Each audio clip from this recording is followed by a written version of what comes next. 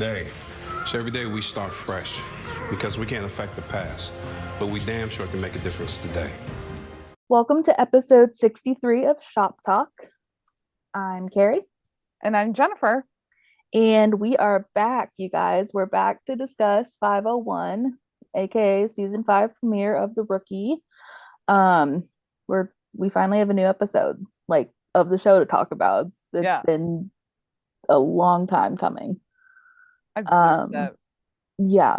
And the episode was so intense. There was good, both good and bad, really. Yeah. We have a lot to talk about. Laying out this outline, I was like, wait a minute, how do we do this again? Because we haven't covered a new episode in a while. So I was just like, oh yeah. I had to go back to episode 20 or something, I think is one of the episodes that we've done last season. And it's like, oh my gosh, that was a long time ago. So yeah. So we'll just get started. We have some news to cover. Yeah. Did you want to start or did you want me to? I can take it. So we have episode descriptions for 502 of The Rookie, which we never really saw a promo for it. So right now we're just going off of the description. I bet any amount of money that we get a promo after Feds tomorrow. I bet. That'd be fun. Yeah. But it's titled Labor Day, and Officer John Nolan is moving closer to his new role as a training officer. In preparation, he's tasked with overseeing Aaron Thorson and must uncover the truth about another officer's suicide. Meanwhile, Lucy's successful undercover assignment earns her an invitation for specialized training in Sacramento, and she must decide if this is the path she wants to take. Literally no mention of Rosalind. Or the cliffhanger. Yeah. So this will be fun. I am ready for next Sunday to destroy me. Yeah. I mean, I hope that means that they are gonna address it. Lucy's reasoning behind, whatever decision she makes, or I don't know. Or just I am interested though to see how John and Aaron pairing up goes as well. Especially because we got to see Aaron with Angela this episode, which hello, I need more of that right now. Yeah. Definitely. And then as you guys know, The Rookie Feds is it's premiering today. We're recording this. To this. Yeah, if you're listening to this, it'll premiere tonight. And so their first episode's called Day One, which is appropriate.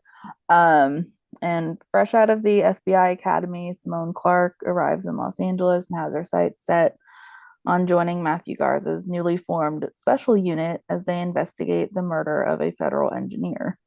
Garza's squad includes Carter Hope, a promotion-hungry traditionalist, Laura Stenson, a talented agent in desperate need of a second chance, and Brendan Akers, a former actor who graduated from Quantico with Simone.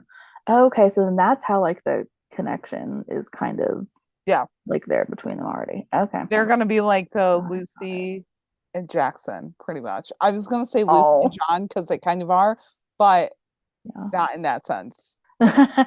At least I hope at least not that we know of. I mean, I wouldn't be against it, but also no. They can just be friends. It's fine. Yeah. Sorry, sidetracked. And then it says on the home front, Simone and Cuddy's father-daughter relationship is put to the test as their opposing opinions about law enforcement come to a head. And then in the Feds premiere episode, we'll see John Nolan and Angela Lopez. So that'll be fun to see Nathan and Alyssa in that episode. The first episode would have been a great segue into dealing with this Rosalind stuff because there was a mention of Agent Garza in the episode. I don't know if anyone caught that, but I also get why they want to take the time to introduce the team in the first episode. So yeah. And then we also have episode description for 102 of Feds, titled Face Off. And Simone utilizes her informant to track down an arms dealer on the FBI's most wanted list. Brendan, against Laura's advice, investigates a risky lead on a congressman. When Carter and Brendan each find themselves at a crossroads, they begin to question their futures on the team, and their loyalty is tested. Cuddy and Simone struggle to see eye to eye on how they're helping the community, while Tim and Laura find common ground with their similar no-nonsense approach to training rookies. And guest starring in 102 is Melissa O'Neill as Lucy, and then Eric Winter as Tim. So that'll be fun. I'm kind of wondering though, see, now that I like look at this episode description more closely, not that I wouldn't mind having a scene with Eric Winter and Britt Robertson, but like I'm wondering if they meant to say like Tim and Carter. Like Maybe. Because like Carter's like the no nonsense, like traditionalist or whatever. So I'm wondering Maybe. if it's like maybe meant to be like an Eric and James scene. I don't know.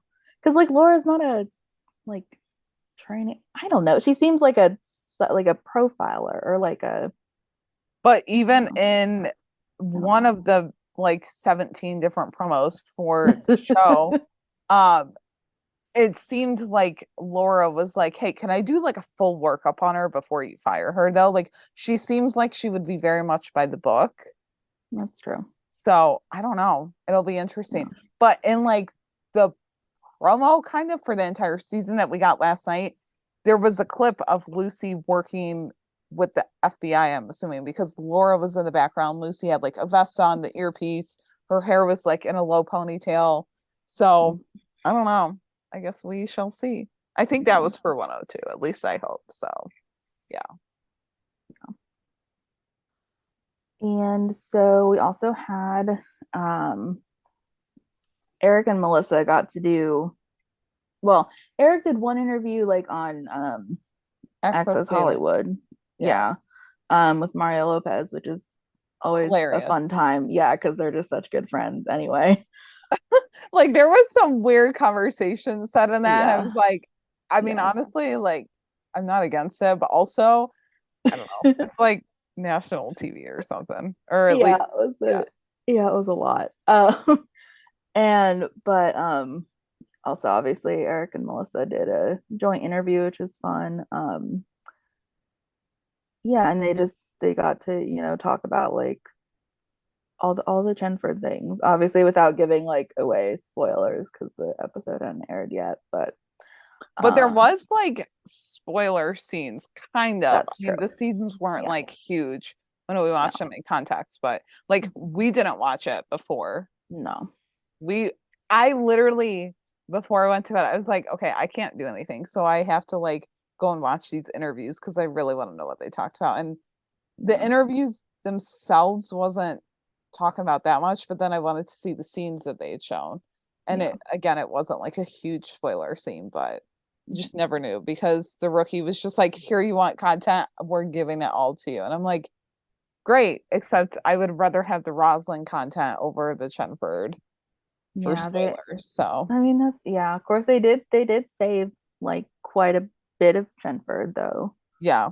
In the episode. So I mean it was a little leading, but not as bad as I thought. Yeah. And so like that was fun just to like have like press surrounding the rookie again. It was just fun. Yeah. And Eric and Rosalind's podcast, they've been doing like more episodes, but like it was so cool because they had Melissa on one and then Alyssa on another one in the same week, right? Yeah. Yeah, because it was rookie, like the rookie week, as Eric I think called it. And Melissa's episode was titled Rookie of the Year, which was oh my gosh, I just love that. That's so cute. And then Alyssa's episode, it actually had her and her partner Gustavo, so it was called They Said Ellas Dijeron, which is they said in Spanish. So if you haven't listened to either of those two episodes, you definitely should. Yeah, they were really good, and I was hoping that Eric and Rosalind were gonna have like, I don't know, Richard on or Nathan. I was like, okay, oh my god, we had two on, can we have more? Yeah. But, oh my gosh, Richard would be a riot. I feel like, oh my god. Even True, like Oh get my True gosh, on there. Oh yeah. my gosh, he has become my new favorite. Makia, Yeah. like, oh, Oh, get her yeah, on. especially Yeah, since she's like done like podcast like with other, yeah, like celebrities and stuff. yeah, That'd be fun for sure. yeah. So, and then when you're listening to this, the Rookie Feds premieres tonight. And we'll be covering it, of course. But we won't talk about it obviously in this episode or Yeah. this week. So we'll talk about episode 1 next Tuesday on the next podcast episode before episode 2 airs, if that makes any sense. I don't know. Basically, we'll be a week behind. So when the new episode airs, we're going to be talking about the old episode. Yeah. And the schedule is still fluid, so it could change, but that's kind of what we're going to do for now. Yeah. So we'll just kind of have like one long episode for Yeah. you guys. And you can still send in thoughts. We'll still live tweet. We'll still ask for like your thoughts. It'll all Yeah. be the same. It's just the episode for Feds will be later. So Yeah. yeah. I mean, I don't know like how like in depth we'll go. It just kind of depends on what they give us in Yeah. Fed, like because there Yeah. might, because it'll be the intro, episode, which Yeah. it's just been a while since we've seen a pilot for Right. anything. So Yeah, I'm curious to see like if they're gonna do like 4 different storylines. I mean, I'm sure that yeah. they're gonna have like partners. Mhm. I mean, right now it seems like the cast isn't as big as like the Rookie, Yeah. but I mean, it could grow, or they could have like Simone have her own storyline and like Laura and Brendan like team Mhm. up. So who knows? So yeah, but we'll see. I'm excited to see Rookie Fed. So Mhm. I'm so yeah, excited. yeah. I'm just So excited that the universe is expanding. Like yeah. it's about time. Heck yeah, it is. Yeah. So Yeah. but with that, I say we just jump into the episode. So before we talk about this, I know pretty much all of us have watched the episode. If you haven't yet, spoiler alert, go watch the episode before you listen to this because Yes. we're breaking it all down. But after last night at like 10:01 Central Time, we should have had a trigger warning. Like that's what we all decided. Because there was some graphic scenes, mentions of blood, like violence, just self-harm, everything. And we won't be discussing them in like great detail just because it's a little hard to like to express them verbally. But also, yeah, it's a lot. So it is. Yeah. Yeah. And it was like unexpected and just very like, I mean, I get it from a TV standpoint, it's like a little bit of a shock value, a little bit of like a, just to show the depravity, I guess, of like Rosalind. But well, and it would have been different, I feel like, if we had seen it in the last episode where Rosalind was featured, but we didn't. So like this time I was shocked because I was like, wait a minute. We didn't know that she could be capable of this. For me, it was like, okay, I've seen it once, that's fine. But then like seeing it more, I was like, okay, this episode seriously needed some kind of warning here because this was a bit much. And everyone was pretty much saying that it needed a trigger warning. So I mean, I even told friends who had to watch it later, I was like, just be aware that there is like major like blood and gore and all of that in it. So yeah. And just for a show that's supposed to be like a leaning more into the comedy, they definitely leaned way more into the drama, which I mean is, like I said, like fair. I can understand it, but it was a lot. And like there's one, like for anyone that hasn't watched it, a couple smaller moments occur about 20 to 25 minutes in. And then there's one more major one at about like the last like 5 minutes of the episode. Yeah. So I mean, there's even one like in between those two where like you kind of see it, you more so just hear it though. But which is still can still be a lot. It just like even rewatching it or like watching the scenes on Twitter, I was like, this is just a lot. Like because the rookie, I think, classifies themselves as like a dramedy. Like that's what press outlets were saying. So for me, it just seems like a lot. Yeah. More like a comedy-ish show. So yeah.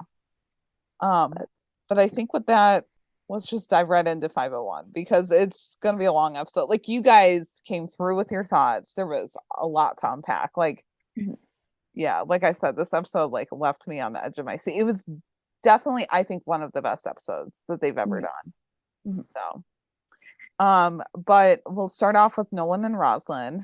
We see her in her holding cell and it's her trial day. So she's getting out to go to court and she immediately tries to get to know like the deputy that will be escorting her, trying to like make friends with her, be all nice. And the deputy's not having any of it. So Nolan then is out for a run. Looks like he's struggling a little bit, but I don't know. He's just, trying to stay in shape. And he walks back in the house and he's like, I'm not breaking in. I'm just coming in for my run. And I was like, isn't that your house though? Like, why are you announcing that? But maybe he was saying at Bailey's. I don't know. I can't tell anymore. I mean, I think it was his house. Maybe he was just trying to be funny because it's, like it's their house if she's like, moved in. Right. Well, that and like, I mean, yeah, she could have known that he was out running, but like she didn't know when he was going to get back. So, but then he walks back in to find Bailey with a birthday cake, and it's his half birthday with a 20 candle on it. And he's like, that's not right, but that's all that the store had. So it's also somewhat of an effort to cheer him up because Bailey knows that it's Rosalind's trial day. So then we literally not even 15 minutes into the episode, we get a Balin and shower mention, which I was like, really? But also par for the course, I feel like.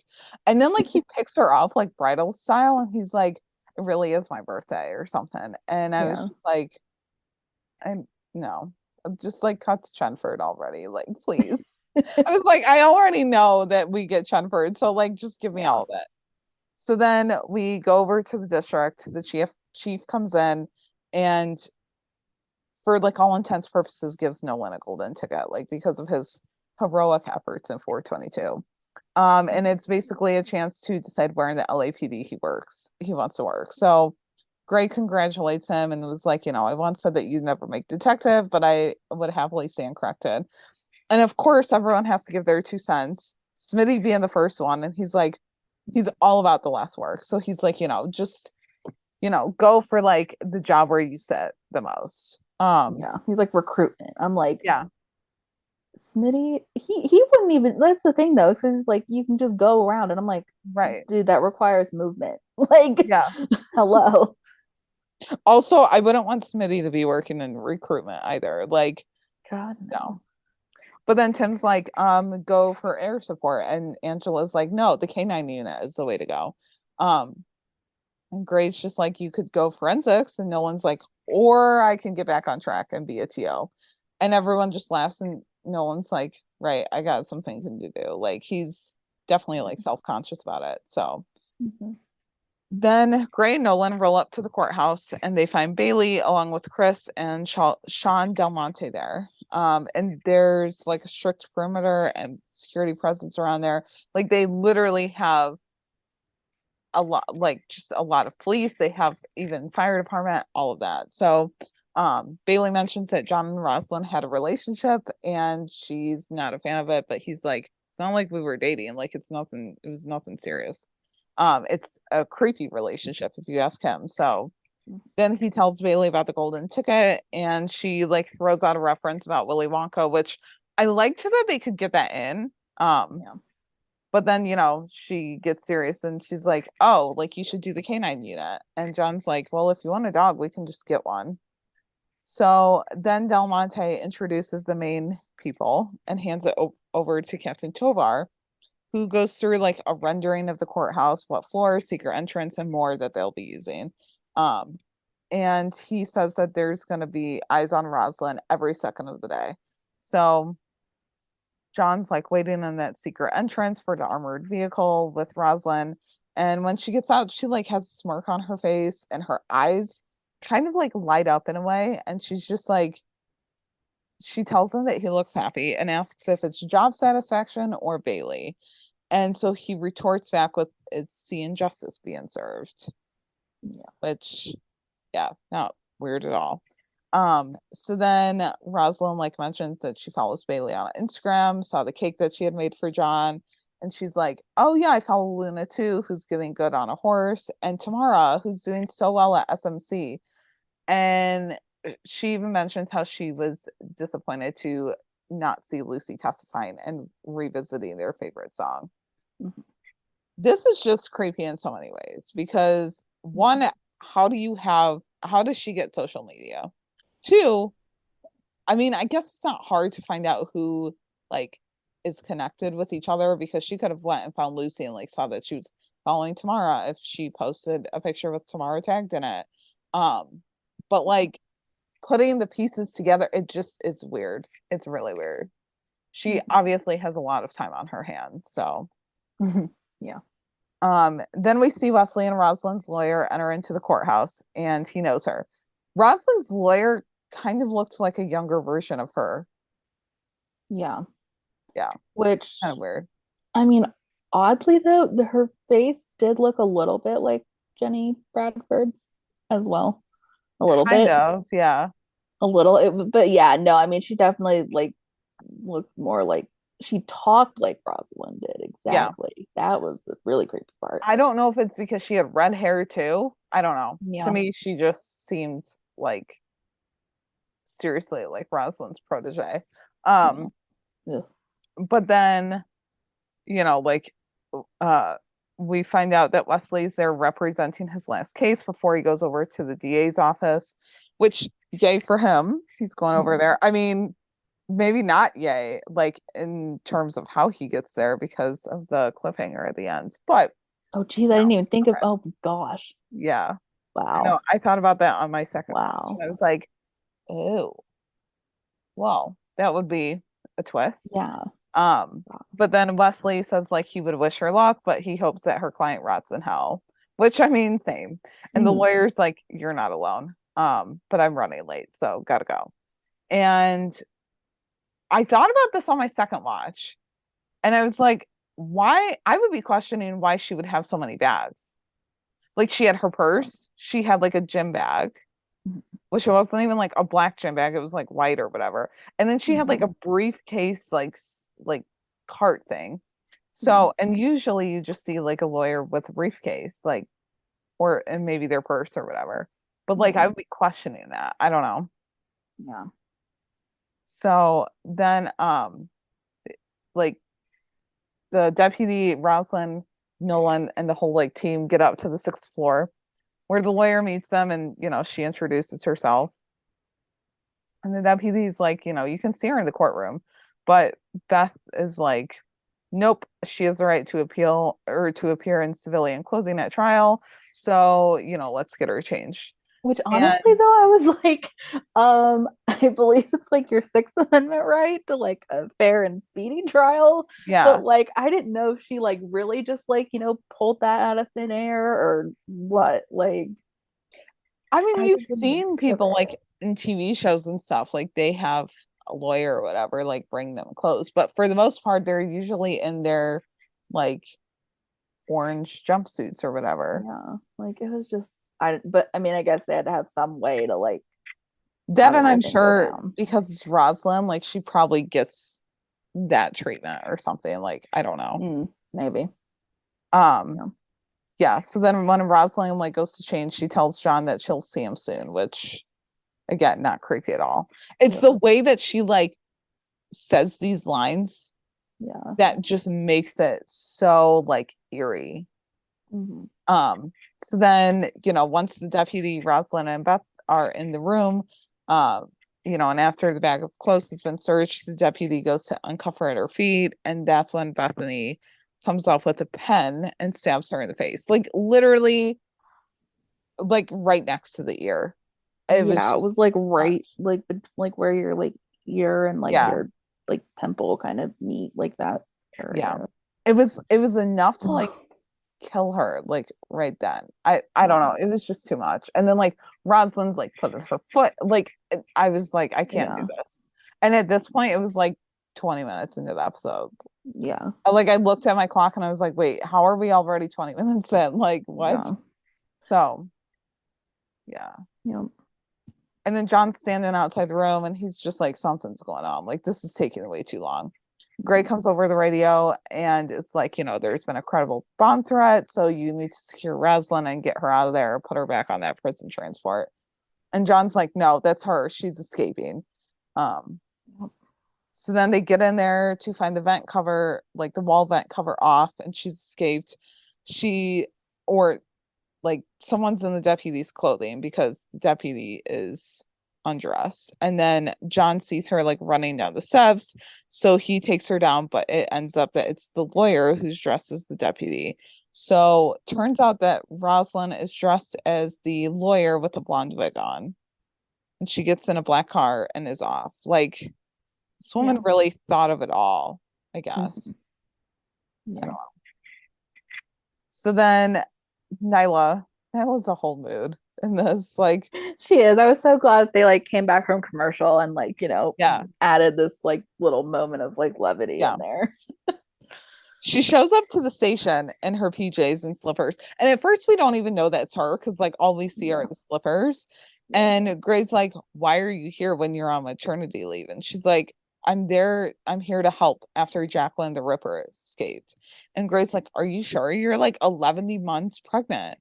Oh, I thought he just said 11. I didn't catch the 11T.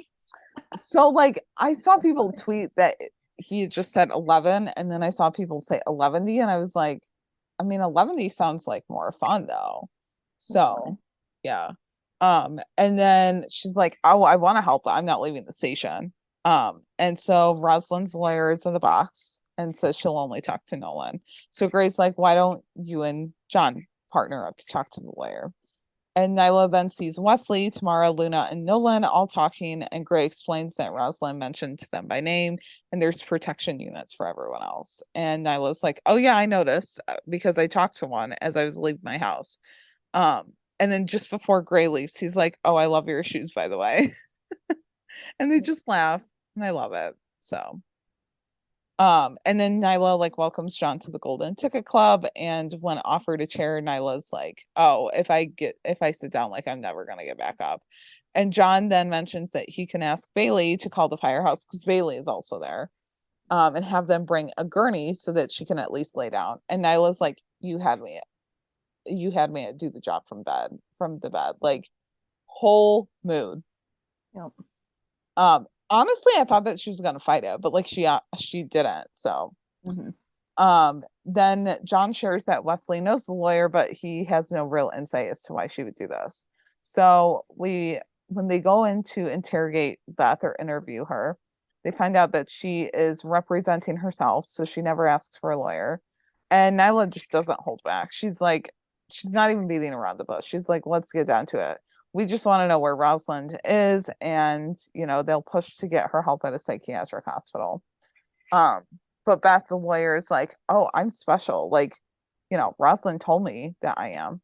And so then Beth is like looking down under the table and they're like, what's going on?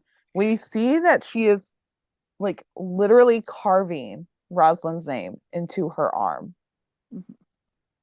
I don't know if it was this or them killing the deputy that was more graphic for me. For me, it was the carving, just because like I did. Oh, like it. Like, oh my god, just. And also, like, where did she get the tool to have that? Yeah, and I don't like, even. Rosalind is a long name, so like you have to plan that out. It was. Yeah. Then just you could hear it, which I didn't enjoy either. It was just. Oh my god, it was. I mean, we're very much aware that this is all fake, but just my god, it was like really realistic and like yeah. Well, and I think so I mean, obviously we've seen people killed on cop shows and stuff before, but I think this was the thing that needed the trigger warning. Yeah, because I mean, like someone can get killed. I mean, usually it's not by a pen, but I mean, other worse things have happened. But like the cutting, the carving, like that is what needed the trigger warning. Like, I'm not even someone that gets triggered a lot, but like that was a lot. I was like, this is just too much. Yeah. Well, and I didn't even notice because, like, when I was live tweeting, if I'm typing out a tweet, I'm not always looking at the screen, I'm looking at my phone. So I Mhm. had, like, briefly seen it, but then it just, like, thankfully, it didn't stay on it for too long. Yeah. But I just didn't put, like, the pieces together, like, as I was watching it the first time around last night. And so it didn't affect me as much. And she had a lot of Rosalind's name already like Yeah. carved. Yeah. So, oh my God, it was a lot. Yeah. So then, like she says that she's supposed to tell John something and then says that people are going to die and John can't save them. Yeah. So great. And then Rosalind shows up at a house and stabs a woman in the neck with a needle. Mhm. And then she falls down to the ground. I mean, at least this one was a needle, but like still. Well, yeah, because then the poor woman's like crawling away, and then you just see Yeah. like Rosalind like following her, and I was like, nope, don't like Yeah. that. And we don't really know who it is, except Rosalind's like, your daughter sent me. So, I mean, we can assume that it was Beth's mom, Mhm. unless it was like one of Rosalind's old victims. Um, but the crew that's in the protection detail at the district is looking into Beth and Tamara. Oh, I love Tamara. She found something. And it was an article that Beth published at her school's law review. And she argues that criminality is a construct that changes based on the prevailing social mores of the culture. And then towards the end, she defends cannibalism. And so she's morally flexible, which is Rosalind's type. But it still doesn't connect to how she would have known Rosalind, besides for like the part that she's like morally flexible. And Wesley's like, well, Beth didn't really like her parents. And we find out that she left her car for Rosalind to hurt them. So that's what she's getting out of this relationship, kind of, is like Rosalind's gonna go kill Beth's parents for her. And, hopefully Beth can like kind of give up Rosalind, but also help her. Um, kind of play both sides there. So they bust into Beth's parents' house to find the parents who are tied up to the chairs and have duct tape over their mouth and a slit at the throat. So now this is three like Yeah. gruesome, gory scenes that we have seen. Yeah. Now, granted, the parents are already dead, but Nolan then sees a remote with a post-it note saying "Play me" next to it. They find out that Rosalind's cleaned out the safe, so she's like stole from them. But that's not the shocking part. So the video is addressing John, and the parents are alive. They're tied to the chairs, like they're definitely subdued. And Rosalind is just like, let me just slit another throat, and it's like she quotes it with, it's just like riding a bike. Like this. Yeah. Oh my God, we didn't even see it, we just heard it, but it was No. still enough. Like we did Yeah. not need to see any more after this part. We didn't No. even need to see this much.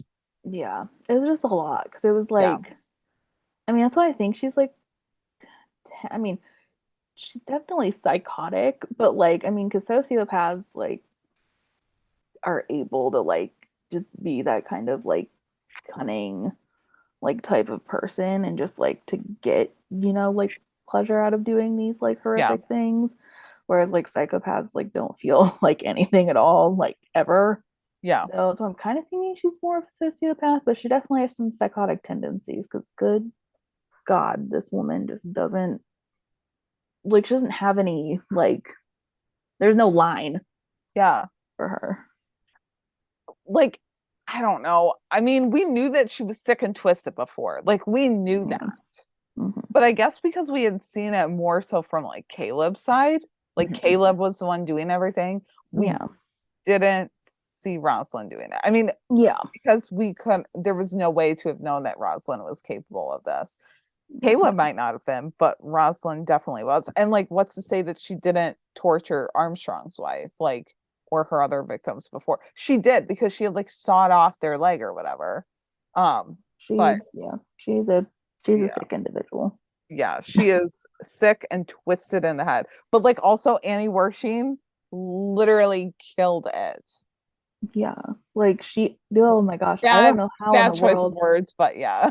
Yeah, I mean, bravo. This is why I could never be, well, I can't be an actress, like, period, because I would like laugh too much and like mess up things. I But would have just to be in a like, comedy. I couldn't be in a drama. I mean, it'd be fun to be in a drama. But anyway, I could not play this like corrupt, like, Yeah. no morals, no anything character. Like, goodness. Yeah. It would be a really interesting character to like get into the into the mindset and headspace of. Ugh. Like I don't know, I couldn't. That's too freaky for me. So, But bravo to her. Hats yeah. off to her. Yeah. So then we like kind of get this odd scene. It was odd in the beginning, like in the Yeah. first watch, it was kind of like, okay, why are they giving it to us? But then like the Yeah. longer that we had it, it was like they're setting up for something. Yeah. So we see Del Monte and Chris. They're having like a glass of whiskey in the office and they're talking, and Del Monte just seems so defeated because, Rosalind's been out for 12 hours and 3 people are dead. Um, and Caleb's like, oh, it's not your fault that like, that we didn't get the trial to like go through. And Del Monte's like, no, I was the one to push to try her for Caleb's crimes. And Chris stands up for Del Monte's saying, he just wanted to give Caleb's victims closure. Which you could kind of see Chris's expression. He was just like, and my girlfriend was Caleb's victim, like one of his victims. So Yeah. which is true. I mean, like he did want the glory of trying the case, and now he has to live with that, is what Del Monte says. And so Del Monte's like, anyway, go home, like get some sleep. There's a police escort waiting for you downstairs. But like before Chris leaves, Del Monte tells him to tell Lucy that he's sorry. So that's kind of odd, which I don't know. At first I was like, well, he's just saying that because like the trial didn't go through and like Lucy was one of Caleb's victims. So, I mean, it kind of makes sense. But then like the theories going around later, I was like, that also makes sense. But I don't know. It's just so like up in the air for me. So then we see Chris leaving a voicemail for Lucy, and he's like so excited. He can't wait until she's home. Oh, it was so nice of him. I was I like, know. oh. He even acknowledged, he was like, I know that you're not really checking your voicemail, but like as soon as you get this, like call me back. Yeah. Oh my God. And then he gets into the car, the police escort, and he's like, hey, what's up or whatever. The police officer doesn't say anything, which that would have gave me a red flag. Or even like looked back. Like that was just weird. And then it like zooms out on Chris, so he's like in the background blurry, and we get a shot of Rosalind's face, and she is the escort. So yeah. Which leads me to believe that Chris had never actually met Rosalind because like trial never went through. So like he Although I probably would, didn't know. yeah, I mean, although I would think that since he like poured over the case file, supposedly, I would think he would know what she would look like. But then Oh again, yeah, if you only see the back of someone's head and right, she's still in that blonde wig or whatever, it's, right. Well, all that and like, hope I is mean, lost. she could have talked to him, but she could have changed her voice. Like there is a good chance that he did not know. So yeah, I don't know. It was just it was sad. I was like, oh dang, I did not see this coming. So then we go back over to the district. James comes to pick up Nyla and take her home. Which why wasn't James in that like detail protection? I guess because she didn't mention him, but I would have still Yeah. protected him. Yeah. Well, maybe because like I don't know if it's like presumed that Nyla and James are living together. So like if the police protection was outside Nyla's house, maybe Yeah, James was already there. yeah. I I don't would know. think that they're living together since they're married and gonna have a kid, Yeah. but yeah, I don't know. So like James comes to pick her up, take her home, and as soon as she wakes up, she's like, "Did we catch her?" And again, whole mood. Like I love Nyla. Yeah. Um, and they were like flirting. He was like, lesson one in self-care is like to leave the district. And she's like, and I'm hoping that you'll say lesson 2 is like to have ice cream for breakfast. And he's like, anything. Yeah. Oh my God, they were adorable. So then as they leave, Gray and Luna come in, and Gray, I did not catch this on my first watch. I didn't catch that he had said the agent's name. He says that Agent Garza just called a Porsche that's registered to Beth's family crossed the border 3 hours ago. And Gray's like, it's safe for you all to go home. And Tamara's like, it's been fun. I wouldn't want to like, hide from a serial killer with anyone but you guys, which is so cute that like she's so comfortable around them all. Yeah. Oh my God. I just thought it was fun how they all were like asleep. Yeah. And just like chilling. Yeah, just chilling. I mean, Nyla's lucky that she had that gurney. I'm honestly surprised that she was like totally fine with like laying on that. But I mean, she was like, as Gray said, like 11 months pregnant. So yeah. But then Tamara gets a text from Lucy, and Lucy's headed back to the apartment. And Wesley's like, as soon as we find Angela, we'll take you home. And so then Luna asks how long that they'll think that Rosalind will stay away. And Gray's just like, well, as long as if she sticks her head up for even a second, the feds will find her. And John's just like, she won't stop killing though. And Gray says, as long as she takes people that won't be missed, she can fly under the radar for a long time. But John insists that she's not that modest. I wonder how much guilt Gray is going to have. Yeah. Especially if, I don't even want to say it, but I feel like, I know that listeners have already said it, and I was thinking about it like immediately after the episode aired. Especially if like Tamara goes missing. Yeah.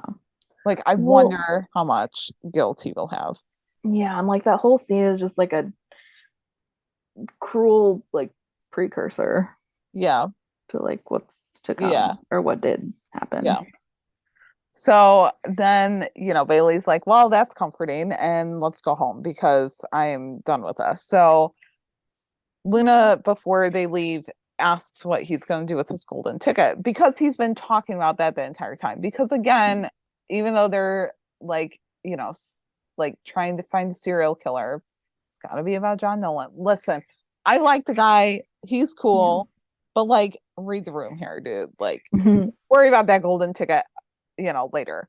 But he says that he wants to be a training officer, and Gray knew it and admires it. And he's like, everyone's going to be grief, but as long as you're okay with it, I will get your test rescheduled. And John's like, can you give me a few days? Because I've been a little busy.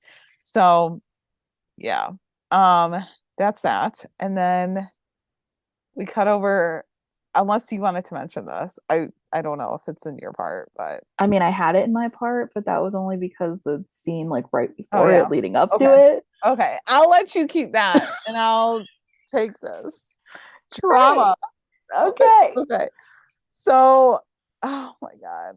So then Chenford, like, they walk into the apartment. Tim's like, oh yeah, like something's gonna happen. I don't think that he really thought that, but maybe. They see Chris, and Tim's reaction is just too freaking funny. He's like rolling his head back, like, seriously, like this is really happening right now. Yeah. And Chris is on the couch with his head kind of like tilted back. And Lucy's like, oh, I didn't know like you would be here. Chris is not speaking. And so like, I don't know, he could very well be asleep. So Lucy like walks over and sees the bloodshed on him. His his forearms are all bloody. His skin is pale. There's still a pulse on him, but he is unconscious. So Tim like calls it in. Lucy like ties off his arm or whatever to like stop the bleeding. And then we cut over to Balin, and they're chowing down on the cake like as any person would after they've been at a police district all night. And Rosalind calls and saying that she has to be quick because they're refueling, but she wanted to make sure that someone checked on Lucy.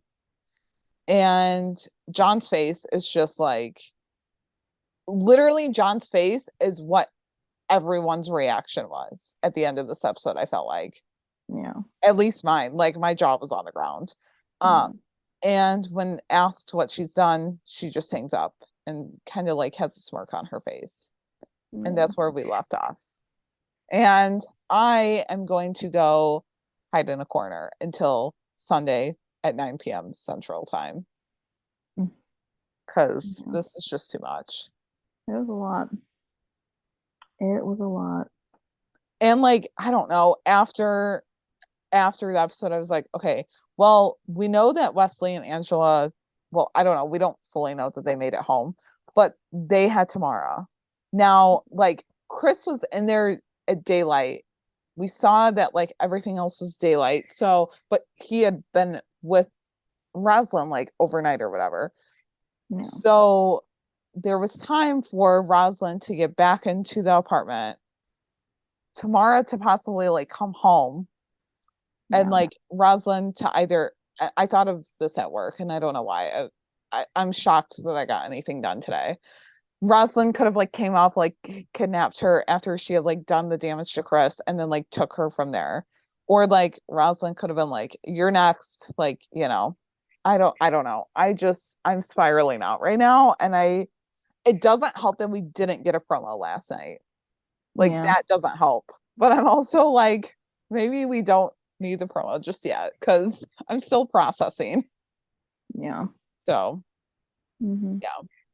I don't know. It just like I want to believe that everyone is okay, but then I like went back to watch the 501 promo and I was like, wait, we were missing the part where like James was inside of the house, got the baseball bat, Nyla was like outside of the car, like, you know, peeking, and Gray's like, no, wait, like we didn't get that part of the promo, and I wonder if that was either a deleted scene or like a scene that had to get cut, or if that's part of 502. Yeah, not sure. I don't know. But it just was unsettling. And my jaw like literally had dropped. Like I couldn't do anything for the next like 30 minutes to an hour. Yeah, I like dropped I like literally like like my phone was on the ground. Like I just, because I was just like dropped because my hands went over my mouth because I was just like, oh my God. And I said like, oh my God, like 10 times. So like she was like looking at the passenger seat in the helicopter or whatever, or the plane, and people were thinking that she had someone with her. I don't think so. That was probably just like the camera. Oh, I didn't. Yeah, I just thought it was like a shadow from like the you know, filming equipment or whatever. Because like she's known. I mean, Annie has like done that before with like old Rosalind scenes. So I don't know. I didn't think anything of it. Not to say that she couldn't have someone back there in that plane. And then someone was like, well, she said that we're refueling. So like, who's we? I mean, she could just say that just to make it seem like she's got someone. I mean, she definitely does. She has to. It wouldn't be a Rosalind Dyer storyline. Oh my God, I just really hope that everything's okay. I mean, I don't know. We've seen Kanoa back on set, but also that could be old content that we're seeing. Like, I don't know.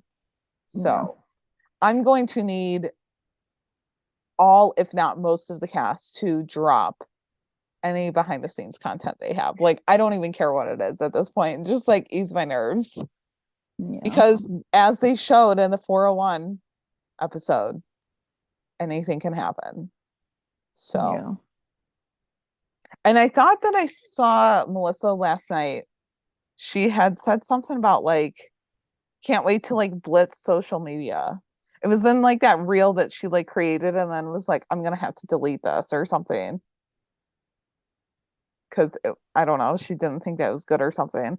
And she was like, I will wait until tomorrow, until after the episode to blitz social media with like behind the scenes content. And I was like, no, seriously, like I'm waiting for it. Yeah. She said, I saw this and had to karaoke it up in honor of this special day before I start blitzing the feed with the rookie content. Lots of love, friends. I need all of the content. All of it. I mean, maybe that was like her post from today then, because there was that one behind the scenes photo with her and Richard and True and Makia. Yeah. And Alyssa, I think. I don't know. I just need all of it. Yeah. But that's it on the Nolan and Rosalind stuff, unless you have anything else. It was just a lot. No. Yeah, it was. It was a lot. But now we can jump into the happy butterflies. Well, mostly Yeah. happy. No, literally, even watching it a second time, like I felt the buzz. Like Yeah. I felt the buzz of Chenford, and like in the plane, everything. I was like, this is it. This is their time. So Yeah. take it away. Okay. So, well, see, so like I had actually watched the um like preview like of this beginning scene, so I had like I know, I know. Um, well, I had just like because I was like, okay, whatever, like I just want to know. Because I didn't really think it was gonna be that much, but I'd seen parts of it and like yeah. heard it, and then I was like, yeah, no, I'm scrolling on. But I couldn't stay off of social media, so I was like just having my hand over my screen like I did with the upset kiss, and I was like, as long as I'm not seeing anything bad. And then I was like, no, as Yeah. it got closer, I had to stay off. And the rookie like Yeah. forced me to get stuff done because they couldn't stop sharing content. I was like, I'm doing this to save myself. So Yeah. But anyway, so it's like Lucy's like sleeping, and dreaming about the kiss with Tim. Um, which was like interesting because I mean, I'm assuming it was just they shot it from a different. I mean, obviously they shot it from a different angle, but I just didn't know if it was like a Eric and Melissa like filmed that part, like like back whenever the heck that was, like April or whatever, and then they just like cut it in with this, or like I don't know. I just always wonder how things work like that when they do like back in time things for current episodes. Um, but yeah, so that's what Lucy's dreaming about. She had a little smile on her face, so that was interesting. I mean, I don't blame her. No, I Like, don't I really either. don't. I mean, before we saw the clip, she looked like she was like getting into it. Like she was enjoying that dream. I was like, Mhm. hey, I don't blame her. Yeah. Um, then she wakes up and Tamara kind of like, you know, came through, kind of standing in the doorway. Um, and it's like funny because like I guess this was kind of a little bit of like goes to their like comedic timing because like they do that on sitcoms a lot where they have, like character A that, likes character B, and then you have, the friends of whoever, like asking them, and they have the split scene. So it's kind of what they did with Lucy and Tamara, and then you also had Tim and Angela. Um and so like Tamara was, talking about how, well, did the undercover, like mission, like that was, oh, the thing that you and Tim were talking about last night, like, so when the kiss happened, because he's your boss that you kissed, like, so she was just like, doing things like that, and then Lucy was like, well, that kiss didn't mean anything. um and but Tamara obviously feels differently. And it's just like teasing and just like having fun. And eventually she does have to get out and go to school. It was such a So mom Chen moment. yeah. hmm it was. Yeah, and so it's kind of uh interspersed with, like I said, Tim and Angela. They're like outside the station, I guess, or like in the kind of like that parking lot area that we don't really see, but it's there. um and I just love how Angela called him Timothy. Like, that was so funny. And then like Alyssa posted on her Instagram story too, like that specific like scene, and it was like Timothy and then tagged Eric, which was fun. Um and so like, Tim was like, it's just a kiss, it's not that big of a deal. And Angela's like, well, it's not that big of a deal. Like, why are we talking about it? And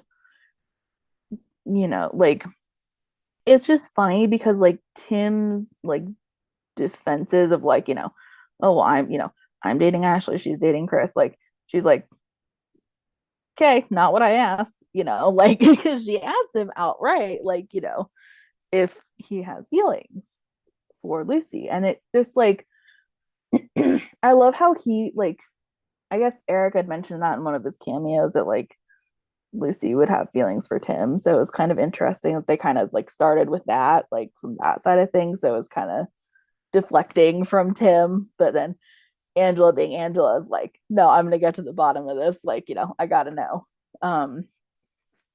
So because Tim's like, maybe it, what if it didn't mean anything, to like her because it was just a kiss or whatever. And so it's like they're both just, like deny, deny, deny. And that's their like strategy, even though people are obviously not buying it. So um it was definitely it was just a like fun way to kind of start it for them.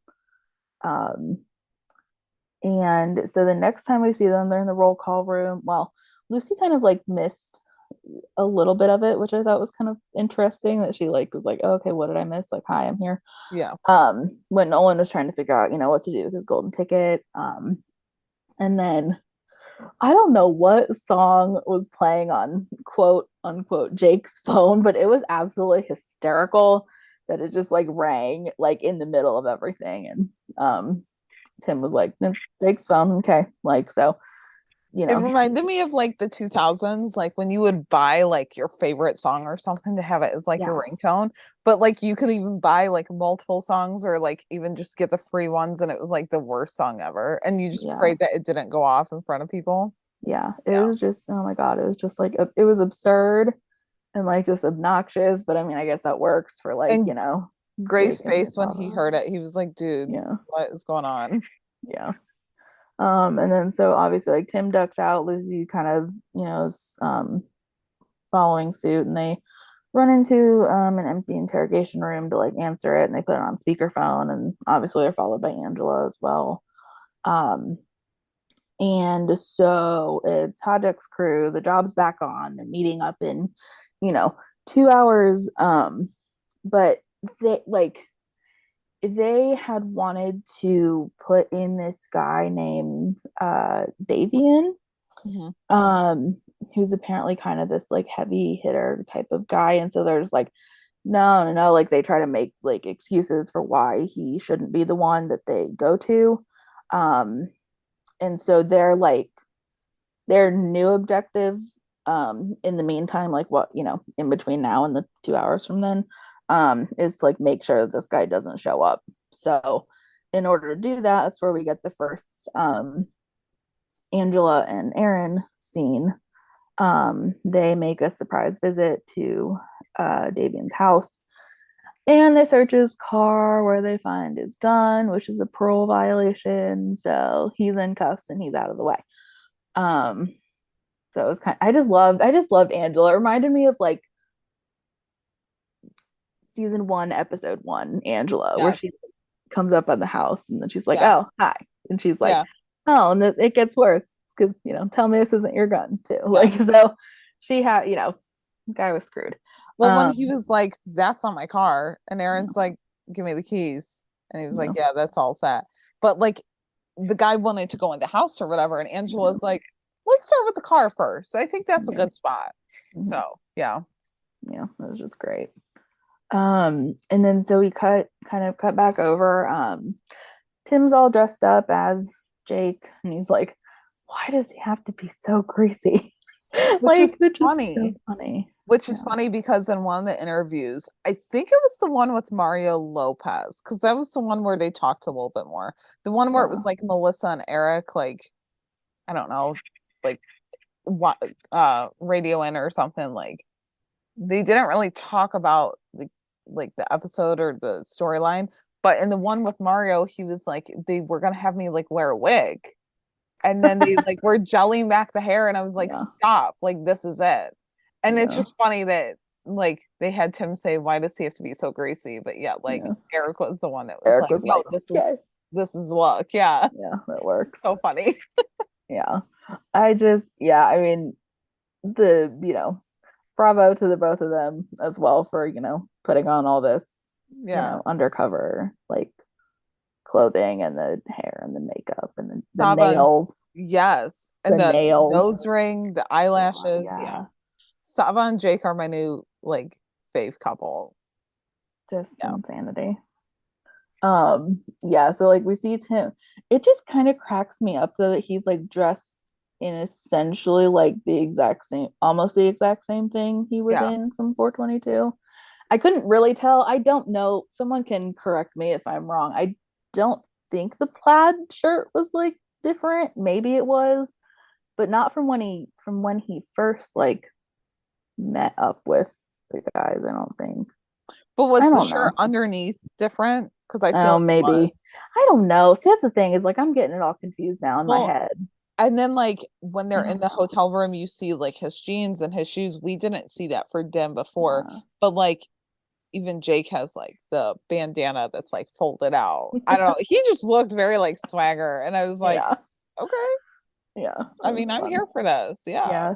My gosh. And then like shout out to the I'm assuming makeup artist that did all the like tattoos. Yeah. Like that had to have been There was something else very- that Eric had said. He was like, "Oh, it was like fun wearing them, and I like wore them home one day or whatever. My kids like hated them." But then he was like, "But they were kind of a pain to get off or whatever because it was just like Yeah, scrubbing." I'm sure. Uh, Yeah. that interview was really good. So, Yeah. yeah. Yeah, and so we have Tim dressed up as Jake, and then um Lucy walks in as well. Like they originally say like Juicy, but it's like as Saba. And so she is, I mean, like her outfit was like so, I just love it. I don't care what other people were like not a fan. I was like, she looks It was good. good. Like I'm here for it. Like it was like comfortable, but Yeah. still like, like I don't know, just like It was an that edgy like look for her. extra. Yeah. Yeah. It was an edgy look for her, and we don't usually see Lucy Chen like dressed edgy. Yeah. So I don't know. I liked it. But Yeah. I also It was just fun.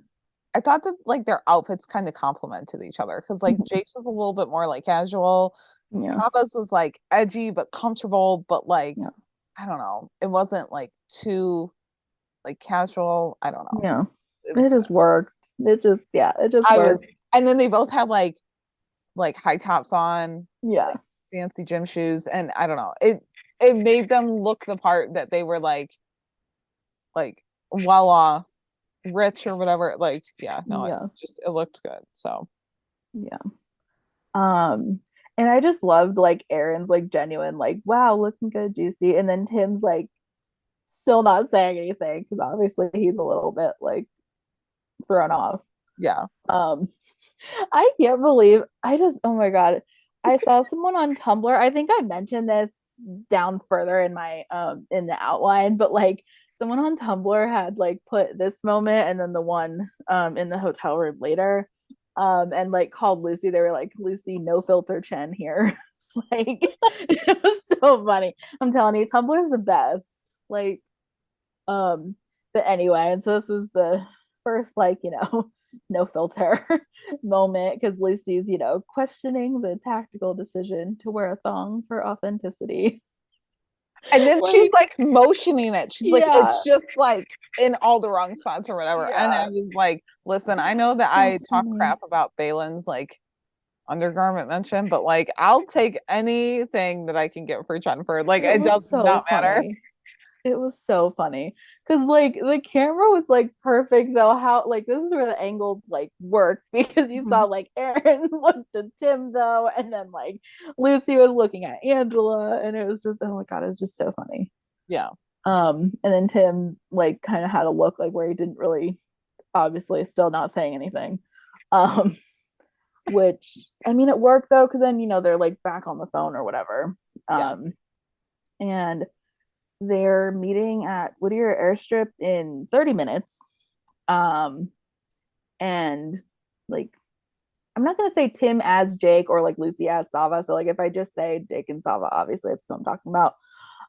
So like Jake was like, thought this job was local, and and she's like, yeah, it's a problem. I have 3 suitcases. It requires specific precision. I can't speak precision to look this good.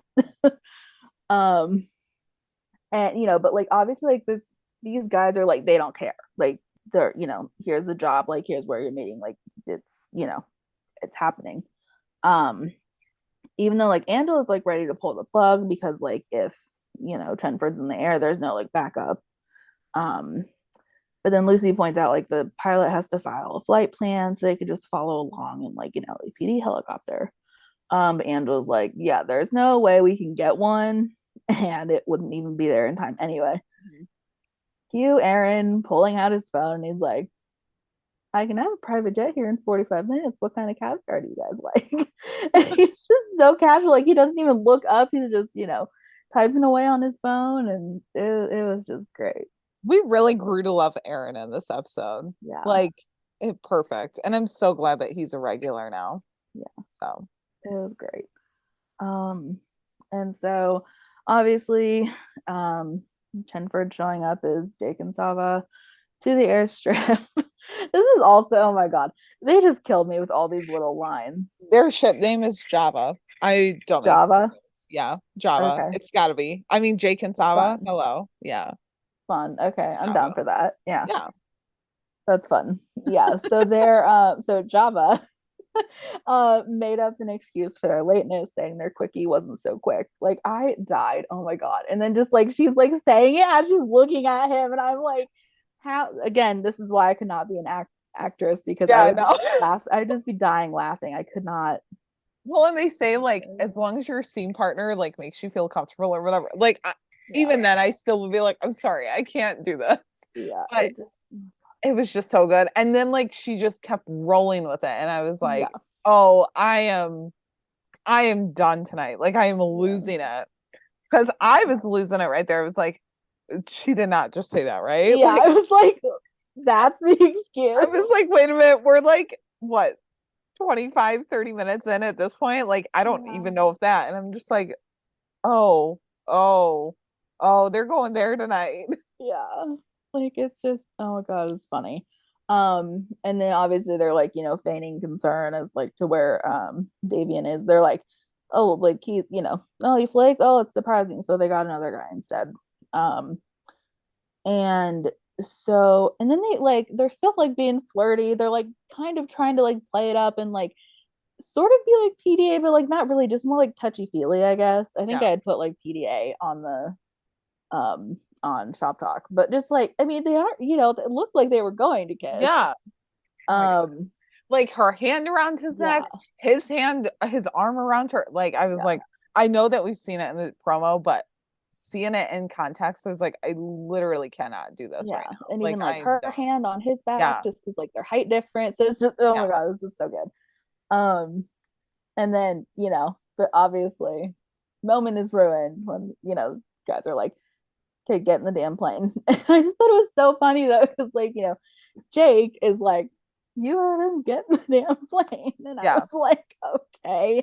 Like, on the second watch, I was almost like, I kind of wish that he like, I don't know, like slapped her butt, or like it was a playful, or like added like a baby or something, because they say that later, and I'm like, okay. I don't know. I just feel actually like Lucy says it as because she was like, when they talked about the operational whatever, they're like, you hear that, baby? And I was like, okay.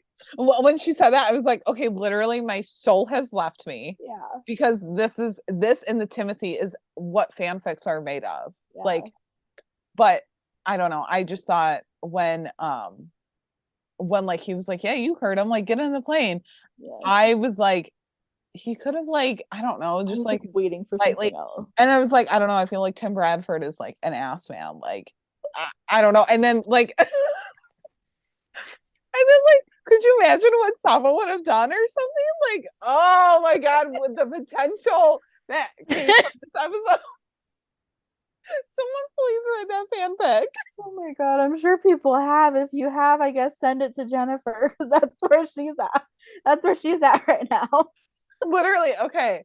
I could not function after every Chenford scene last night. It's like, I can't do this. I can't. Yeah. It was, oh my god. So off they go in this plane. And Angela and Aaron are watching from like a car. Aaron's private jet is almost there, so they can like follow along. And Hodjak's crew filed their flight plan. Their destination is Las Vegas. So they're like, okay, so like they're Chenford's on the plane. Um, I, for the life of me, could not figure out their like main targets, like last name. I think the guy's name was like Roman Krepka. Um, because like that's who their mission like involves, because like this guy like imports drugs like for the Monarch cartel. Apparently he's like really paranoid, he doesn't trust technology, so like literally like aside from that guy's name they know nothing else except for the rest of that information that they need to get Yeah. lies within this one person named Leonard Matris. Like um and so they like they got a tip, I guess, that he'll be in Vegas. So like for Chenford's part of things, they are supposed to like take out Leonard's bodyguards while um Hodjak's crew like actually like gets Leonard to talk, I guess. So they can like take over the business really. So they need this information so they can like rise to the top and do, whatever it is criminals do. Like I don't know. It was just so bizarre. Like it was, I Yeah. don't know.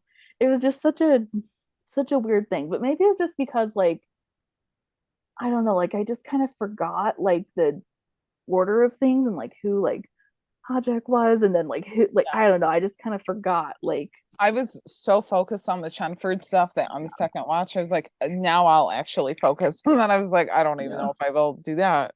yeah. And so like there it kind of like cuts in and out of these like plane scenes. Like when we um come back, well it was fun though to see like um Saba, I guess, like be kind of not really like flirty but just like outgoing, and just I mean we know Lucy's like, can be like bubbly and talkative, but it was just, like Sava's just like extra, just like more so. And he's like, so far, like your friends are all so grumpy. So far, it's just been, like a really sad bachelor party. And I feel like she kind of had like an accent to her too. Yeah, a little bit, I think. And people were saying that she like sat in his lap, and I was like, she sat on the armrest. Yeah. Like, I mean, sure, yes, it was close proximity, so sure. But like I was just like, no, she sat on the armrest, which I mean his really hand was like but like whatever. on her leg, so I'll take that. Yeah, like yeah, and their hands in general, like hand sort of a hand hold, not really, but kind of. It almost took me out. Like honestly, every Chenford part it took me out. To the point where I was like, okay, I don't even really care about this Rosalind stuff anymore. Like, just give me Chenford because I know that they're in this episode. Because they were like so comfortable with each other. A little too comfortable at one point, but yeah, a little bit. I mean, I won't complain. Yeah. And so they're like they had discussed it, like only like what they know of like this mission, because they have to, find this one, this Leonard guy before they can even really do anything else. And it's like while they're on the plane that they hear that Rosalind Dyer has escaped. And I liked that, it was like we knew it was like, Tim instinctively wrapping his hand around Lucy's, like, because she's kind of, spacing out a little bit, like, because she's obviously affected by this news. The two of them, I swear to God, they just like had like sex on the brain like the whole entire time. Like, swear to God. Because then, like, well, okay, I should say Jake, not like Tim, but like Jake makes an excuse, for them to go join the Mile High Club, to, like give them as Tim and Lucy a moment to like regroup. Yeah, but in my mind, I was like, Mile High Club. I see where you're going. Okay. Yeah, I was like, wow, okay. Don't waste any time. I didn't actually think that we would get anything. No, I didn't either, which is why I really the next part was like, so whoa, like, okay. Yeah. And this is obviously where the like, if your head's not 100% in the game, it'll get you killed, like line comes into play. again with like lots of people, there were like just lots of steps along the way where people were like, okay, we can pull the plug now, we can do it now, like, you know, like everyone was just like checking in with everyone else, which I thought was good. Because Tim was like ready to, you know, he was like, okay, we can like end it as soon as we land. But Lucy was like, no, I can do this. Like the news threw me for a second, but like I'm good. um and I loved Tim's like, you know, softer. I don't know why, not that this bugged me, but I was just like curious as to, you know, how the guy like when they said like there are 15 minutes or whatever like Yeah. to land, like finish up, how did they Yeah. not hear him say like Lucy as opposed to like Sava, you know? Like I was just like, Tim, you're like taking a little bit of a risk there. He Just like, did kind of whisper though, didn't I mean, he? I guess, yeah. But like obviously in production, I'm sure that it was brought up to like a higher octave or whatever, so that Yeah, it didn't sound like a whisper. that's true. Yeah, or maybe like ADR. I don't know. I don't know what's what, but yeah. It was still good though, because he was like, you know, Lucy, change your mind, you know, you just say the word. Um, but also that was literally the quickest 15 minutes in the history of the world. So Yeah. like from when the guy said it to like when they're here, and I'm like, okay, Yep. like it's fine. Um, and then, you know, the well, one of the moments, I guess I should say. A moment that I Um, don't think we were expecting. It wasn't nope, spoiled. nope. I was not at all. You know, Lucy pulled him back because like he was like ready to go. He's like, okay. And then he starts to move, and then she's like, wait, we're supposed to be hooking up. And then he just like doesn't really do anything. And then so she, like she did in 422, like pulls him down and just kisses him again. She goes after And what she wants. yeah, and again and again, really, like if we're Yeah. being technical. I mean, she Um, didn't have to commit that much to it. no. There's other things that she could have done. She Yep. did not have to commit that much to it, but Nope. like she did, and I'm Yep. not mad about it. Yep. So So not mad about it. It's yeah. fine. Also, And yeah, yeah. he was a goner after that. Yep. It was, yeah. Because you know, then she goes the extra mile, and you know, like messes with his shirt and is like putting I thought it was so funny how she like tries to smear lipstick more across his mouth, and I was like, this is what I mean. I don't know how they do this without laughing, because it's just like, because like, you know, I mean, obviously he's like so like, you know, dumbstruck or whatever. And he's Yeah. just like, what is happening? Like, you know, what is going on? And she's like, okay, we're good. Like now we can leave. I mean, I guess it shows like their friendship, because I don't know, like if Yeah. I could do that with like a guy friend, I would be like, I Yeah. don't know, just Oh but my like god. also she could have messed up like her lipstick a little bit more. Like Yeah. he was gonna have the messed up shirt. So Yeah. again, she didn't have to go that hard with it, but she did, and Nope. none of us are complaining about it. So Yep. Yep. And just yeah, it was really good, and like it was just really interesting. Maybe I'm just kind of now thinking about this. Maybe like it was like Tim that like made the first move like in the hotel room scene, because Lucy's the one that's made like the physical yeah, moves. So Tim's like making the emotional ones. maybe her physical moves are her way of like testing the waters, but Maybe. also she's kind of like, well, we're undercover, so like if anything, I'll just use that as an excuse. Yeah. Yeah. Mm-hmm. I don't know, but Yeah. hey, I'm not mad about it. So Yeah. that scene, when I watched that again, I was like, oh, it still gives me the butterflies. Like I still Mm-hmm. get the buzz there, because like you hear his breath, Yeah. and like when she pulls away, he could almost like keep going. Yeah. And yeah, I don't know. It's just Yeah. so good. I also saw someone else on I Tumblr scream. after a gift said it was like, Tim, oh, we're stopping Bradford. With like the 422 and then this 501. I literally like I screamed when that happened, because like the other stuff, okay, like we kind of saw it coming. Like the rookie account literally was like, here to have all this Chenford content, but like this is one that we didn't see. Like we had even seen the promo photos of them like sitting at the plane. Yeah. So like when this scene came on, I was like, oh, this is good. Like this is good. So yeah, because I seriously thought they were just gonna like talk and then like, okay, bye. Like, yeah. So it's just, yeah, it was surprising, but in a good way. And Melissa had mentioned this on Twitter earlier today, I guess like Monday, that like someone had noticed that like Lucy's hands were like shaking a little bit though she was like fumbling with the shirt, and that was apparently a direct like callback to 211 when Lucy's hands were shaking trying to grab onto Tim after he pulled her out of the barrel. So I didn't even notice the hand shaking in the first watch because I was just like, I was literally, my brain was like blank. yeah. Like I was just like, wait, they're kissing again, like Chenford kiss 2.0. So yeah, it is crazy. Yeah, so that was that. So like now they're finally in Vegas. And I didn't notice this because obviously, like I said, I was live tweeting, looking down at my phone a lot.